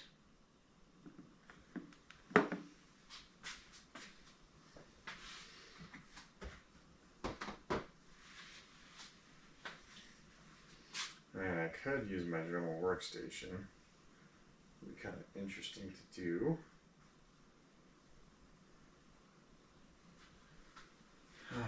This is kind of throwing me for a loop, so anywho,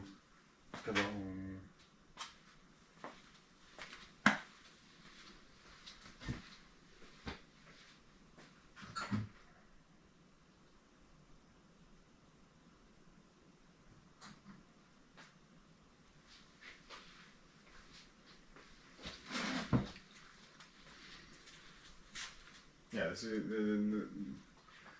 the setup that we're doing here is going to be quite a bit different than what we have for the regular Voron, because the MKS Pi board is what I found as a cost-effective alternative with a touchscreen that was already going to be set for Clipper, and it's going to be running as some Ender 3 wore-ons, and so I was just like, you know what, I'm just gonna not belabor the shortage of Pi boards that were out on the market at the time, and it seemed like a viable alternative, and so I figured I would run with it. And now in retrospect, I'm like, maybe I should have just done that, because now I'm having to do some steps that are outside the kit to get it up and running. But you know, I'm gonna make it work one way or the other, I hope. Yeah, maybe I'll just save this for tomorrow night, or seeing if I can go get a crimping tool from the office and just run a crimp. Because I mean, that would be the easiest. Would be just crimp it, drop it into the adapter or the bracket, and then lock it into place and set it and forget it. So I can absolutely remove the wiring from this guy and just crimp this, drop this into the bracket, and be safer than going from a 14 gauge soldering to an 18 gauge, even though I don't think it's going to draw that much power that it'll matter going from a 14 gauge to an 18 gauge.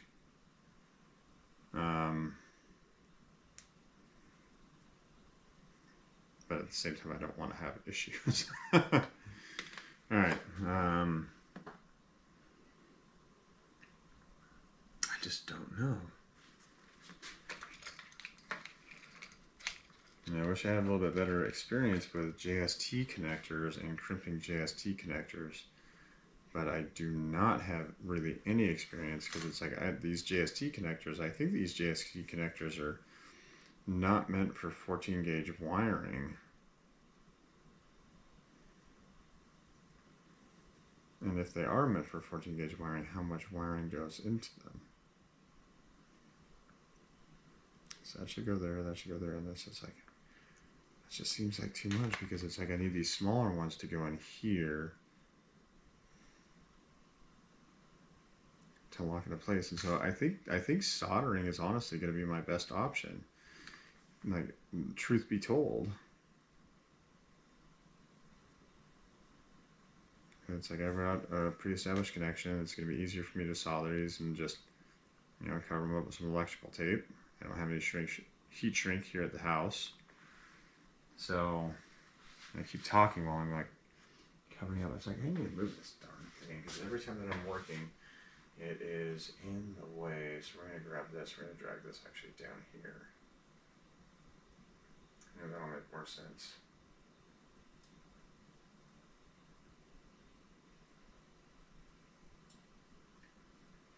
And I think that'll make more sense because it's like not in the way of the build area. Oh, goodness gracious me, what do I do?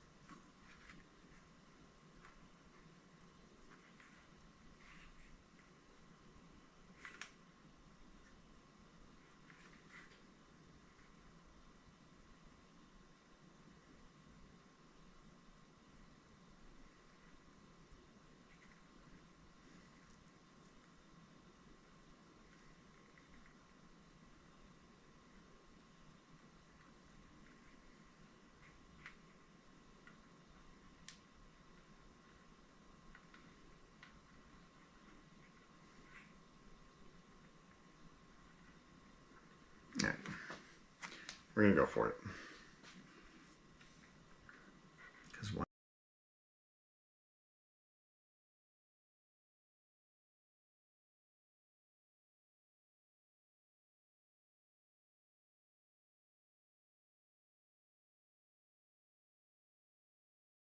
Why not?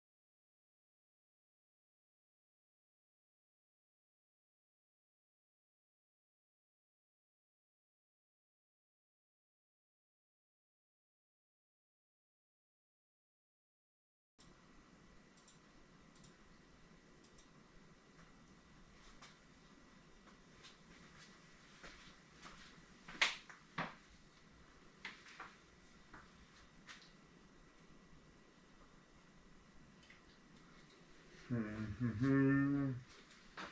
you what, we're gonna be right back. I'm gonna get some of this figured out really quick.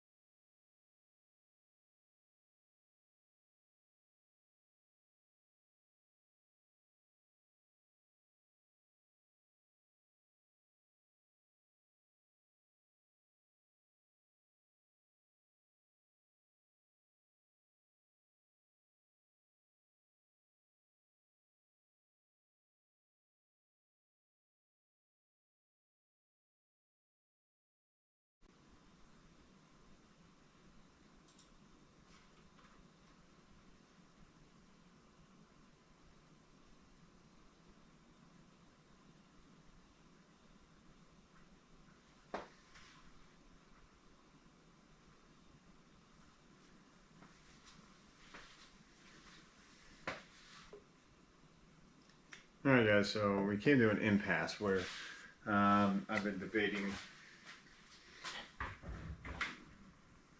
on a few different things. Number one is I don't have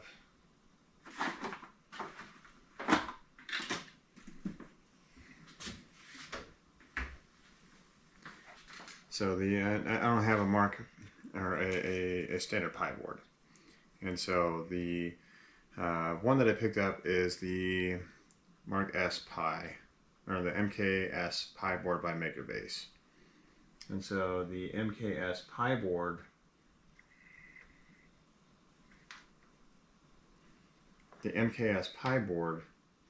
has the capability of running a 24 volt or 12 volt in.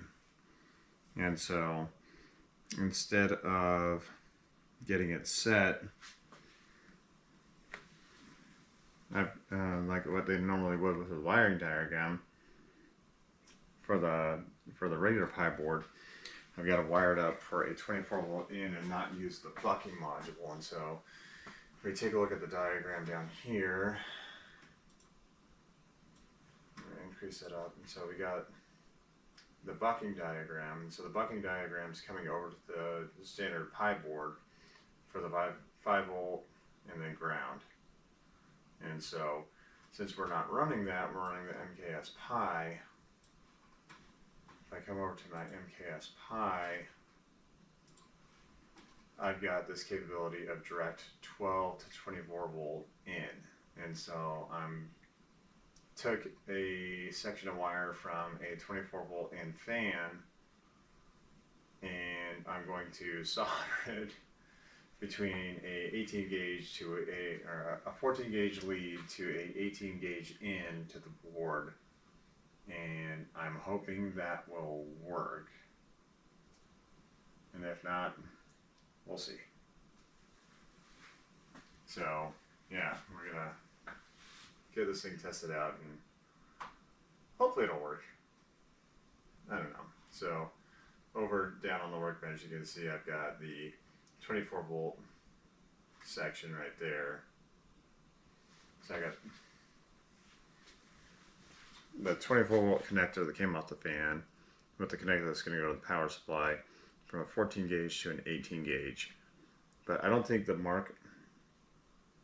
MKS Pi board is going to have too much power draw to really worry about it. But I honestly don't know for certain. Because I mean, if it's 24 volts into the fan and that's constant with the fan being on, then I think that, you know, stepping down from a 14 gauge to an 18 gauge wire should be fine. But we're gonna test it out and see what happens. And so, looking at the diagram, I've got the yellow lead as the positive and the blue yellow lead being the negative terminal. And so we got our soldering iron up to temperature.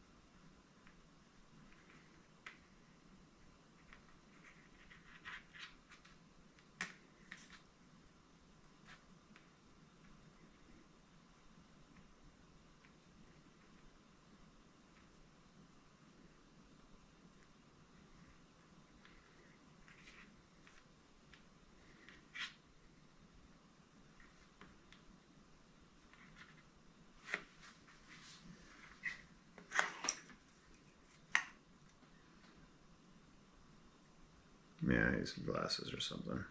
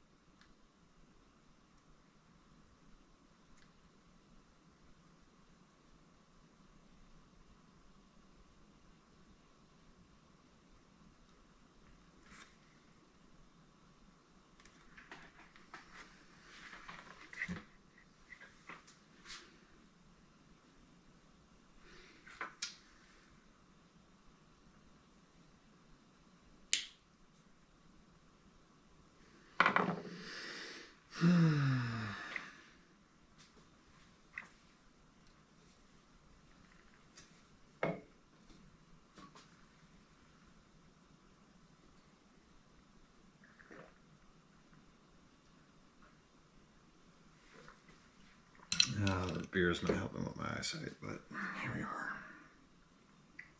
Okay, so when I do like soldering like this, usually I'll fray these leads open.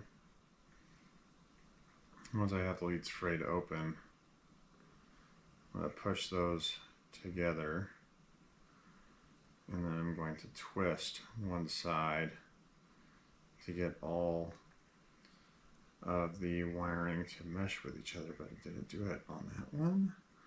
So we're going to untwist it.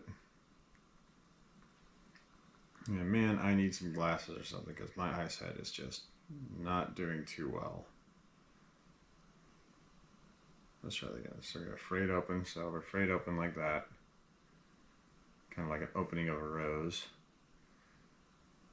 We're fray that open like a rose.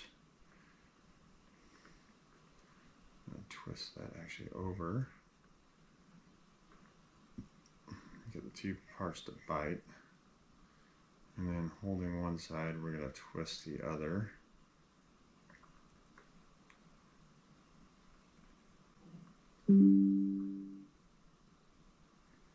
So I have that little clump.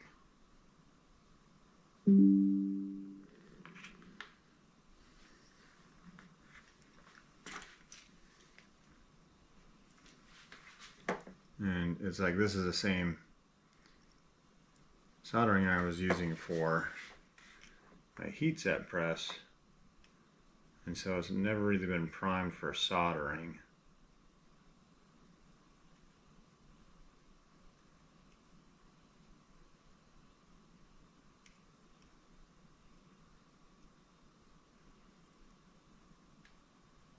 And I wish I had some little alligator clips that I could use this to hold in place, but here we are.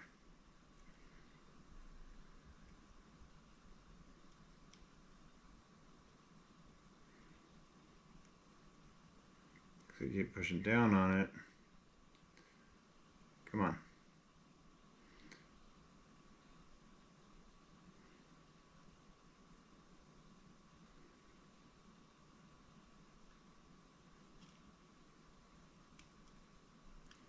Come on.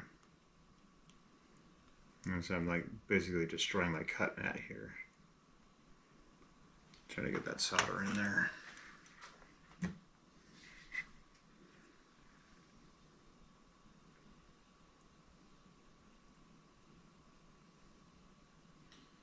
All right.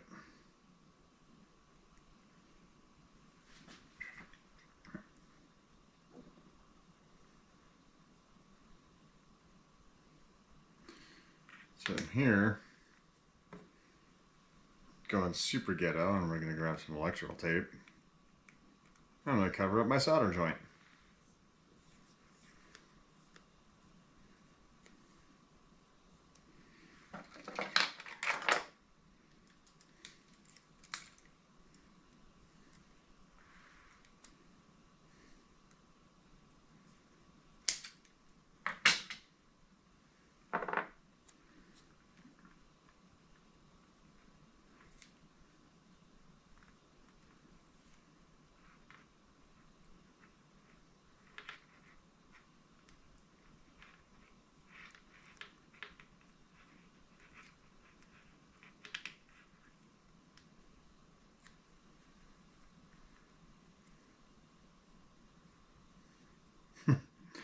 Most ghetto rigged connector ever.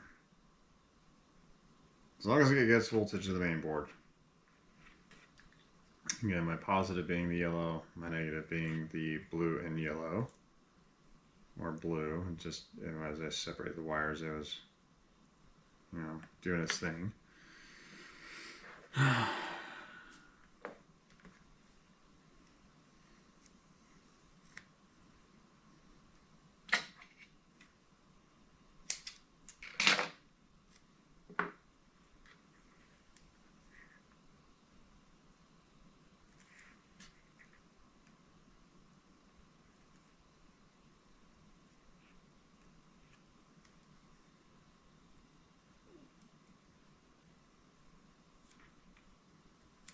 It's like last time I actually like soldered a bunch of stuff was when I was working on my old Jeep JK. I was doing a resto mod on the Jeep. And that was years ago. Everything else has been residential electric stuff around the house. And so my soldering skills are, without having a tool set to work with like alligator clips to hold things in place and press things together, it's a little lacking. I don't know if you guys can tell my super awesome job here. But I'm working with what I have available to me in the garage for right now.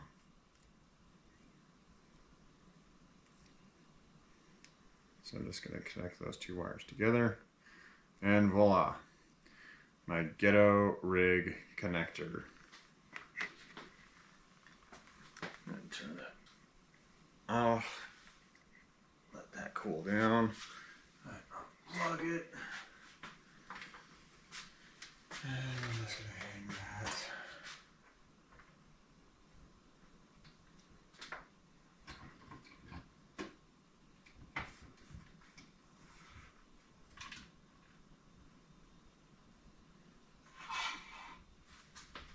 Just go ahead and hang that off of. All right.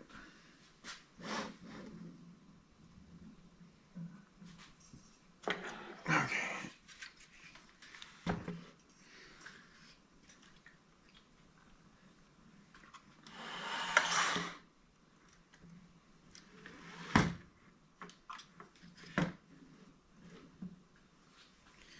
All right.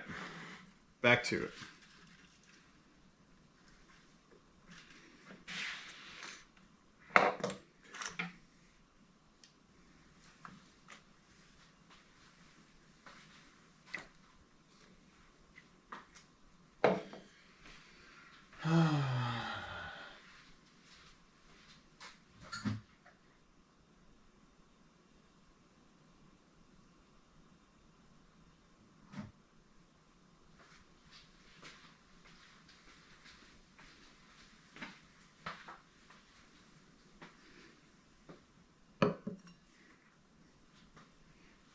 Alright, so to make sure I'm not crazy, I'm just going to go ahead and take a look at the diagram I had up at the phone.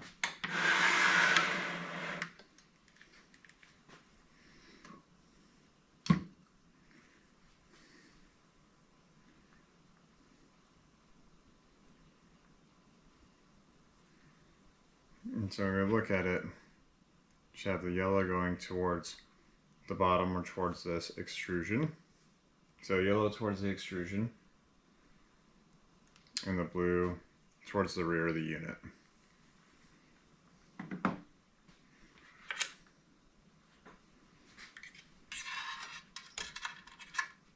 And so here we can see we got yellow towards the extrusion with the blue towards the rear of the unit, which correlates with black and red.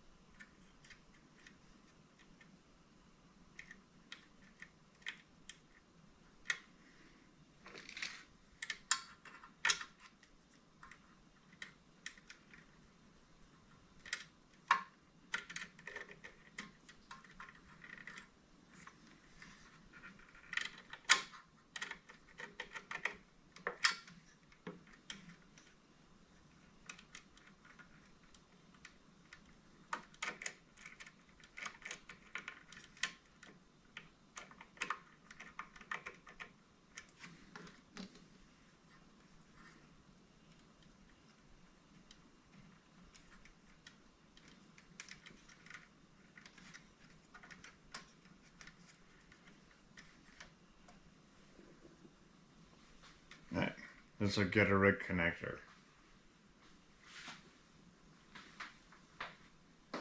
So even though it's kind of ghetto rigged, it still hopefully will work, because it's like, I don't know that I need a 14 gauge wire powering the Pi board. I honestly don't think that's necessary. I think that might be a little overkill. but I'm working with what I have at my disposal here in the garage. Alright, so let me kick this camera up a little bit.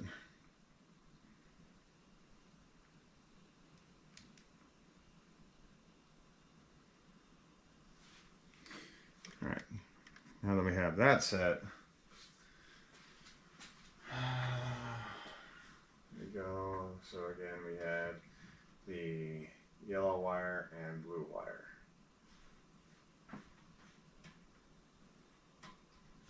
Alright, let's kick back over to the build. Yeah, we're not on a standard Pi, so now we need to grab our USB cables.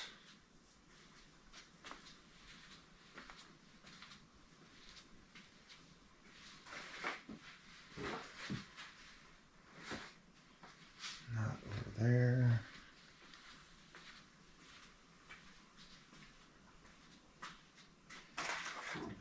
Here.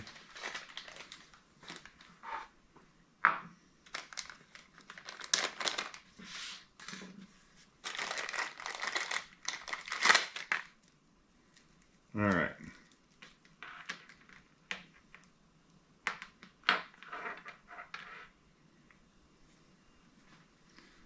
So now we're going to get this set up. So we have the Pi board's different because I have USB 3 and then 2 USB 2s. And so I'm going to take one of the USB 2s. I'm actually going to have that interface into the control board.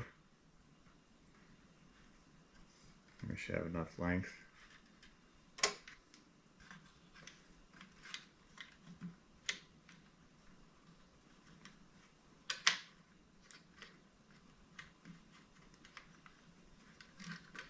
Except I don't have enough room.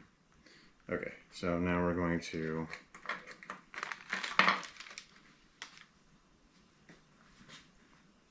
loosen this guy up. So we need to slide this over ever so slightly until we can get that USB connector installed, because there's a really tight tolerance right here. Like really tight tolerance.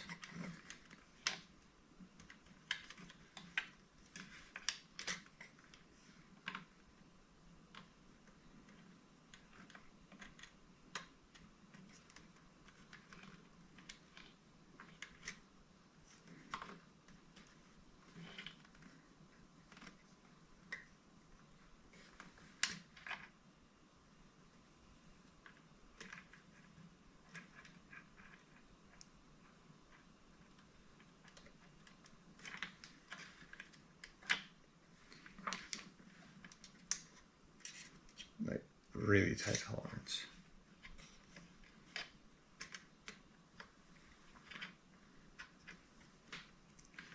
So that's going to come up and over and across, around underneath all this other cabling that we have just draped out of the way. And I'm just going to plug it into one of the standard USB ports. So let's go put that on a USB 2.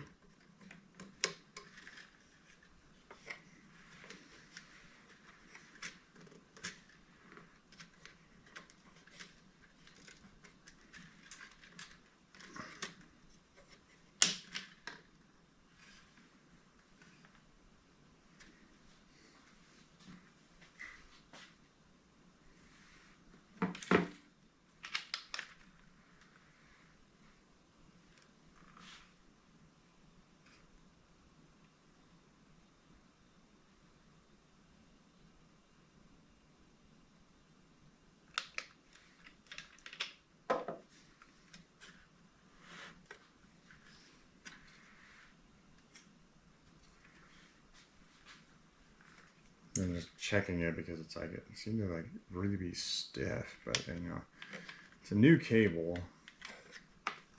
It's a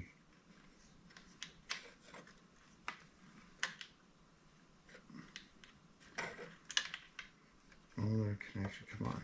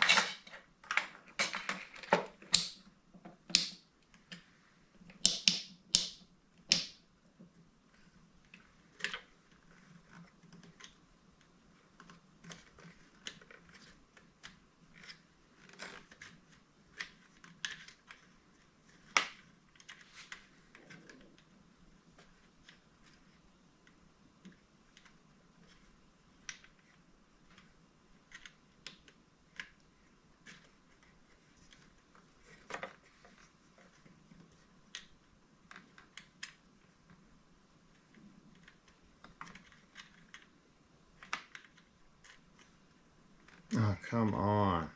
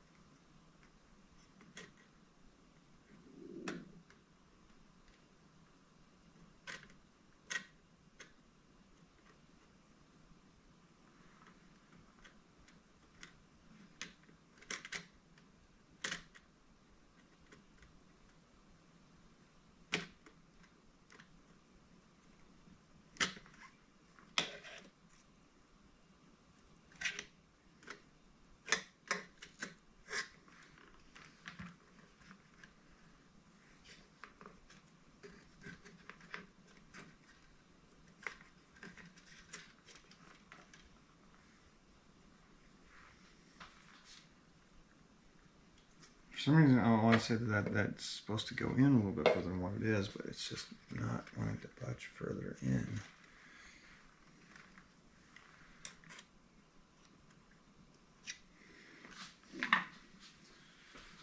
It's like I don't want to force it because I don't want to damage anything, but just doesn't feel like it's set in all the way. But I guess it is because it's not giving me any more budge, so we're just going to leave it. And we're going to...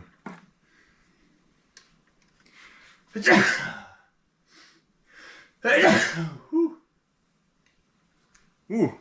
Ah, bless America. I can't get it to budge anymore, so we're just going to call it good.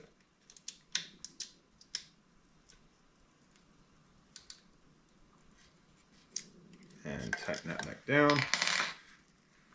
Alright. Okay, so we've got that. Well, that's done.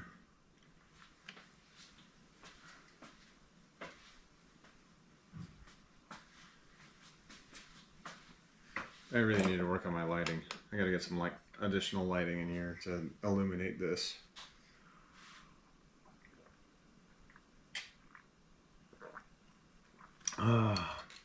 It's 1:35 in the morning. I got just a few minutes left in me. Okay, so that one's run. Take one over to the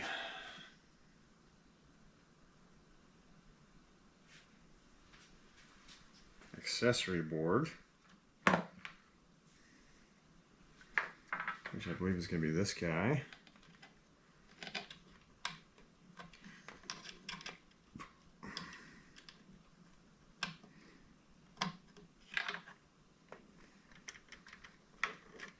Run that back through here, along with everything else.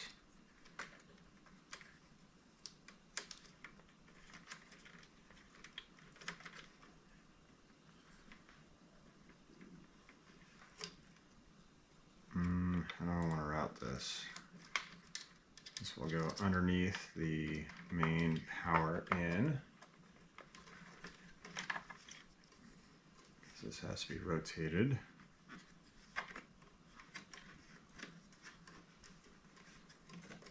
And into the board.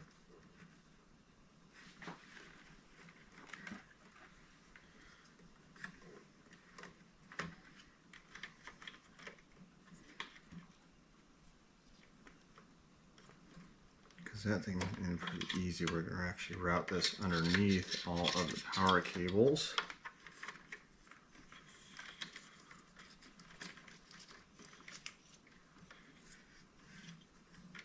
And then plug that into the clipper accessory board.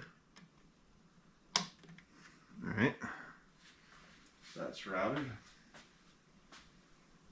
And the third one's supposed to be going up to the screen, but we're not running one up to the screen, so I've got a USB 3 right here that is open for right now. And maybe I'll just run a dongle or something out the back so I can have, you know, I don't know what I'm thinking, because I think I only need those two rigged. Okay, hot end tooling board. So this is going to be coming down, and this is going to be going to my control board, and then my HEF and PCF are going to the clipper accessory board. Okay. So HEF.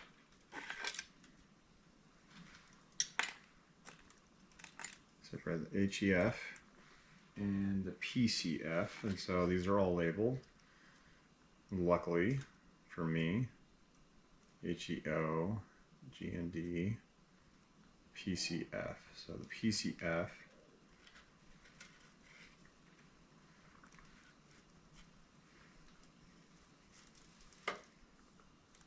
trying to maintain some cluster integrity here.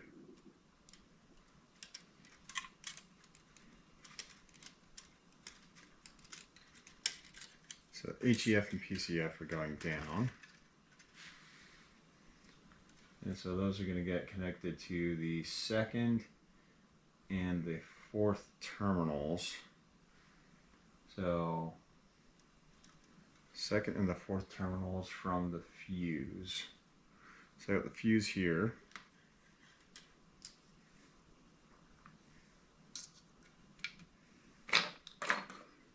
Oh no, where did I put my flathead?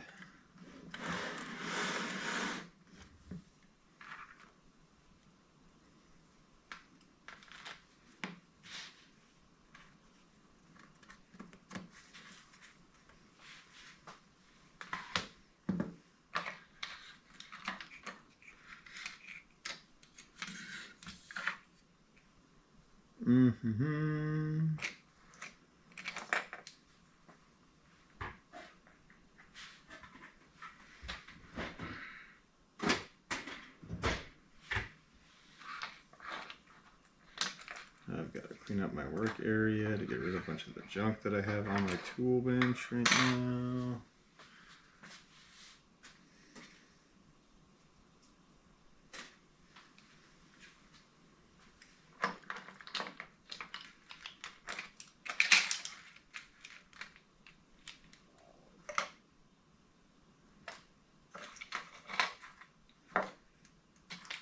Wire cutters, crimpers, everything. Oh, where did I put that tool head? I didn't put it back where it's supposed to go, so I have no idea where I set it down.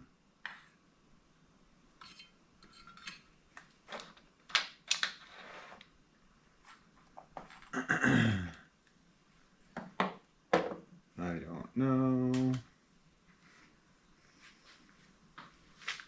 Not too much junk out right now. I hope you guys are a little bit more, or a little bit less chaotic than what I am. So I'm just gonna grab another flathead.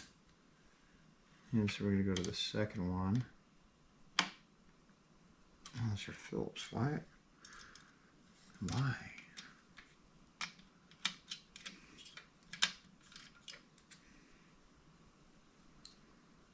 Why do Phillips? I'm not complaining, but I'm complaining.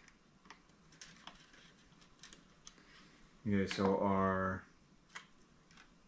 HEF is going to go into the second one from the bottom. So we're going to put the coil on that.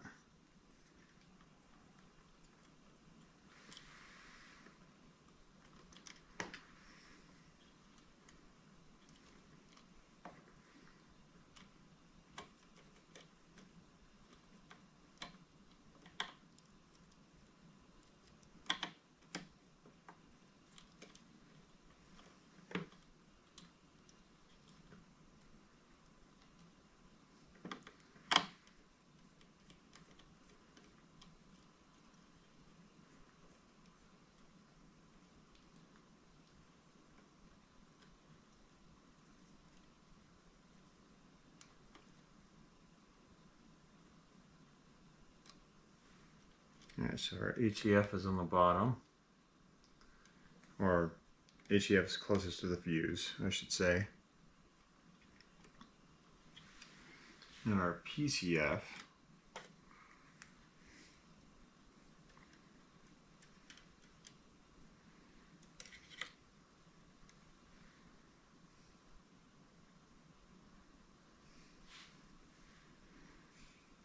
is going to be on the fourth from the fuse, so 1, 2, 3, 4.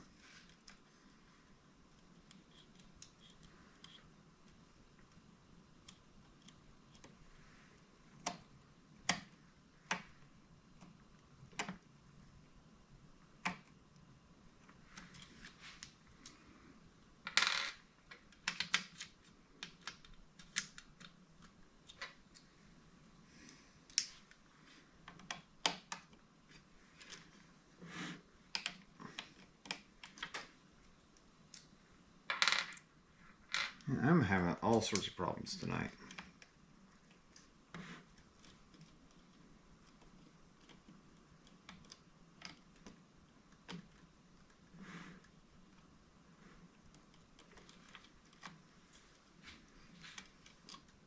So 1, 2, 3, 4. 1, 2, 3, 4. 1, 2, 3, 4.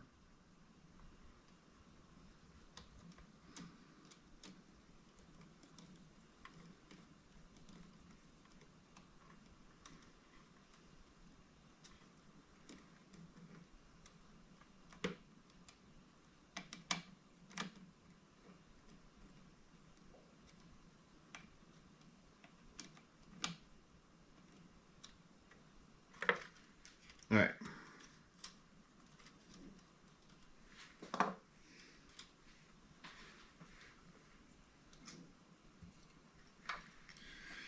Alright, so I got our HCF and our PCF going to our Clipper expansion board. I have no idea what it's for yet, but we're going to figure it out.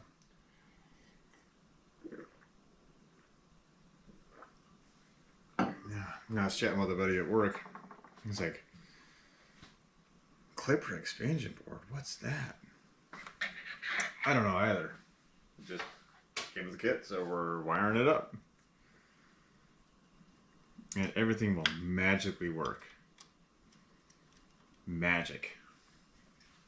Okay. 24 volt in and the ground are connected to the main control board. We have our HEO is going to go to, let's find our HEO. So HEO.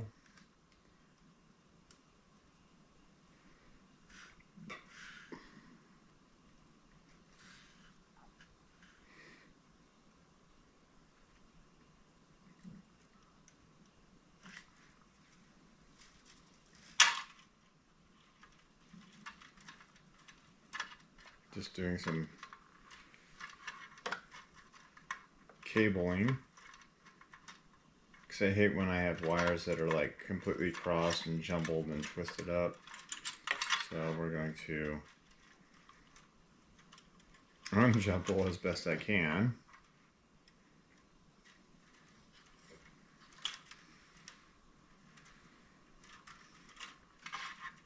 So it's basically just wire isolation.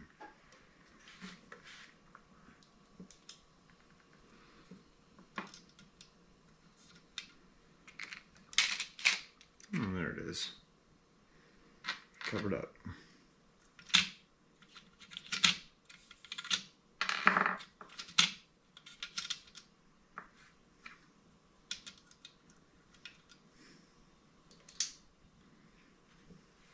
Okay, so this is going to go to the rightmost. So I got 1, 2, 3, 4, 5, 6. 1, 2, 3, 4, 5, 6.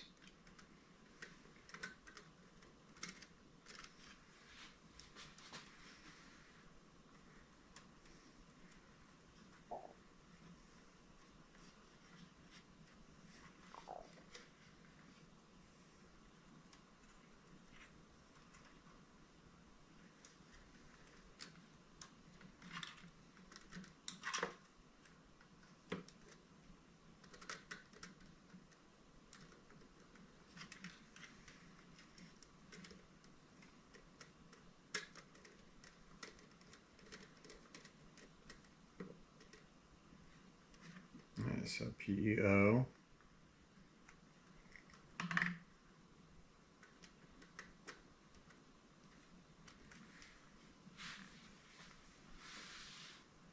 Alright, hold on. HEO, not PEO. HEO. There they are. 24 volt in our ground. So we're going to look for our 24 volt.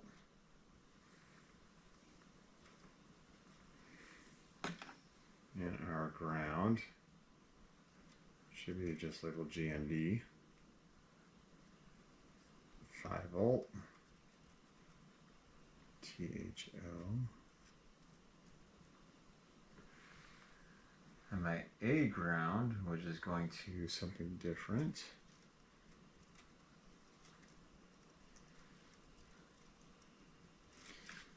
Hold on. 24 volt, which is a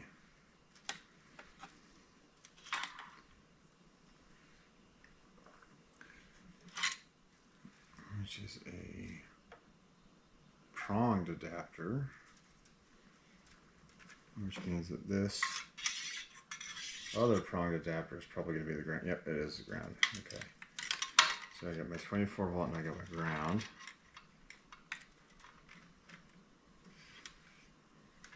Pull those through.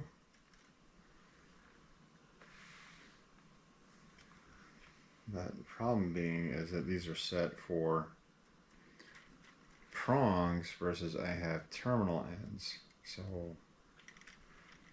do I clip these off and strip them, or do I snip one side off and then drop it in? It's a question, because yeah. We're kind of isolating them real quick. Flip that over. It's fine. Why are these not terminal ends? Why are these forked ends?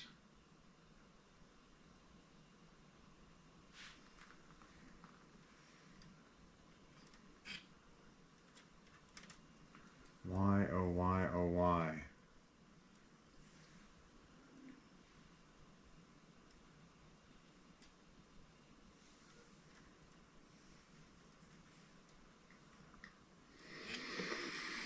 I mean, they could take 0 snips to and snip it off so there's only one terminal lead. And so that would be like literally just taking these and just snipping one end off and just jamming it in there. And then tightening it down. Which I'm completely fine with at this point.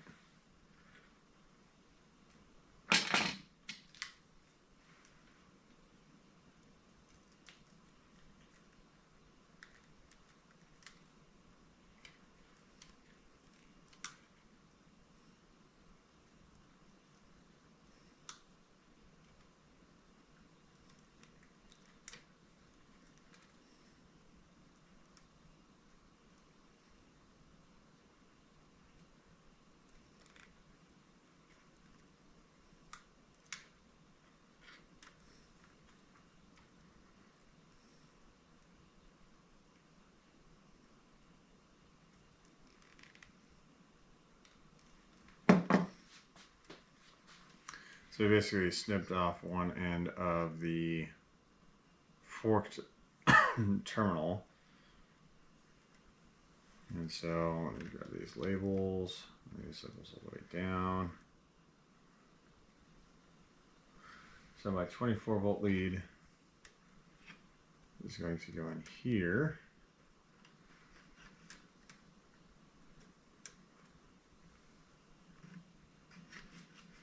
It's like, why would they not put these as terminal ends? Just don't understand that. I'm not too worried about it because there's nothing else that's going on to these.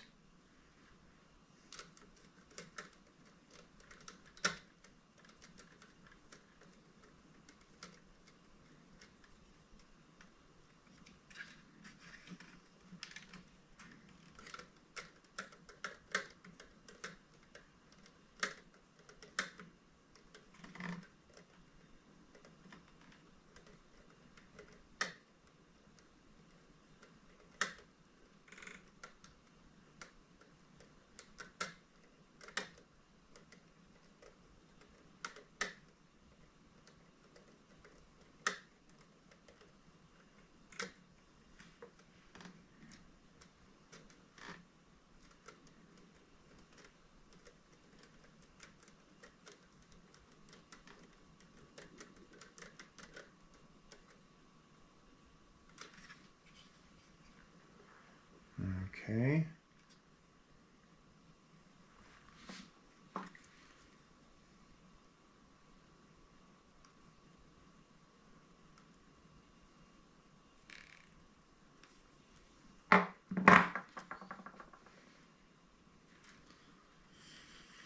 All right.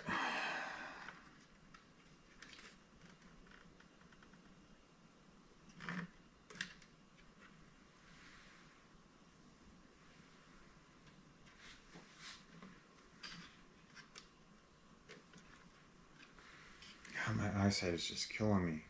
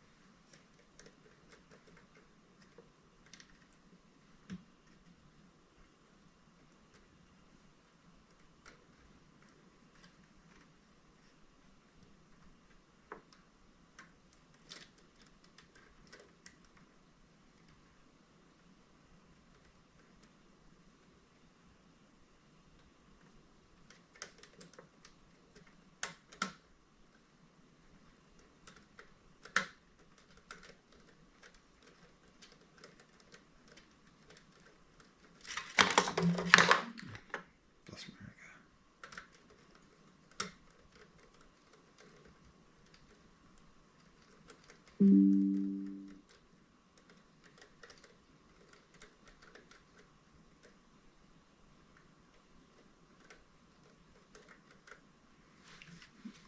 What's going on here?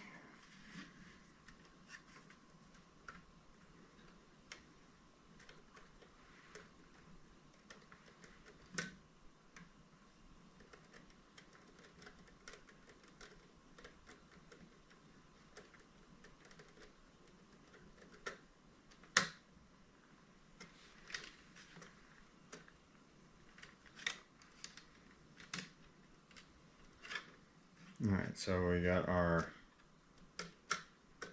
12 volt and our 24 volt, or our 12 volt and our ground set. Check. Check.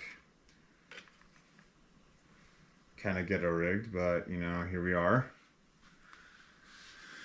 So we got our 24 volt, our ground, our HEO. All of those are in. Hot end tubing, which is our XES. So XES is going to the 1, 2, 3.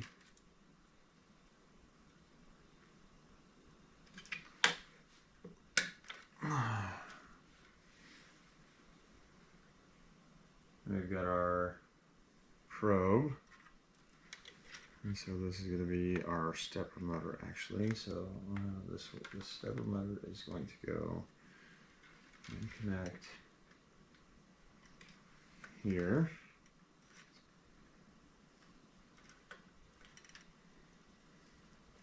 And it should be green, blue, green, red, blue, black. So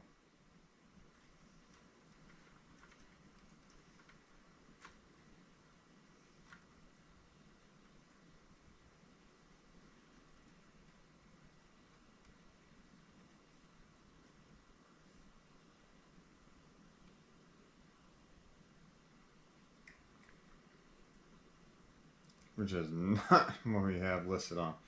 So on the picture it says from bottom to top, black, blue, red, green. So we have black,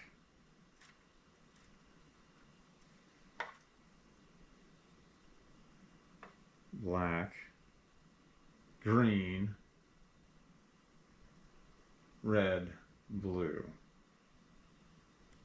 But you know what? It's already pre-wired, so we're just gonna run with it. I mean,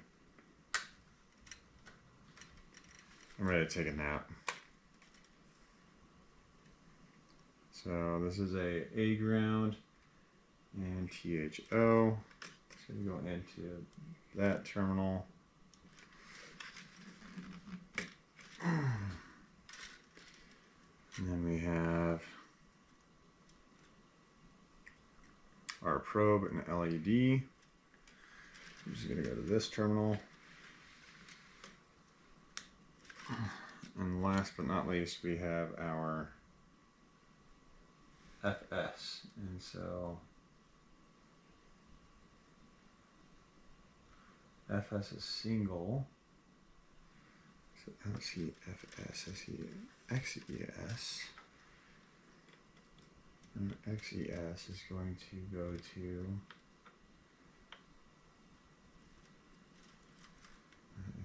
so not our XES is already in. So what is the FES? FES.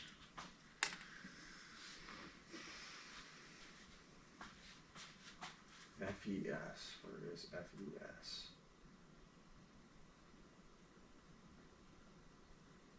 FS is where did FS go? FS is signal line for the ERCF multicolor module. It does not need to be connected by default.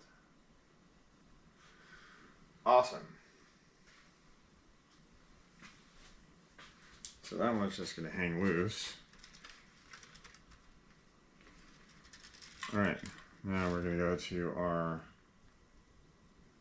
oh gosh, it's 2 o'clock in the morning. So yeah, it's been a very trying evening. We're just going to stop here for the night, and then we will continue to clean this up and get some stuff situated for tomorrow. Where we're going to go tomorrow, I don't quite know yet. Yeah, it's getting there. It's just taking a little bit more time than what I was anticipating.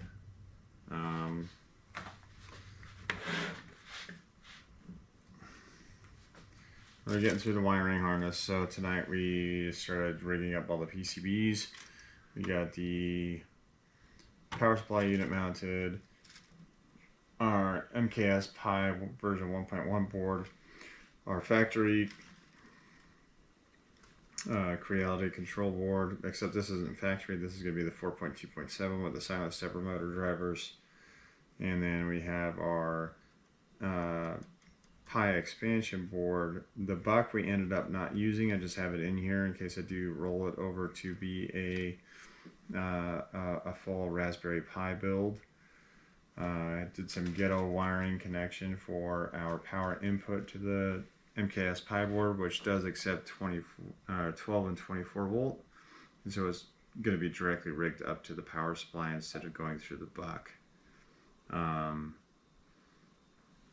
We had our USB cabling going to the Pi expansion board, along with straight to the Creality control board, and a few other things. And so we'll probably get into motors and fans tomorrow.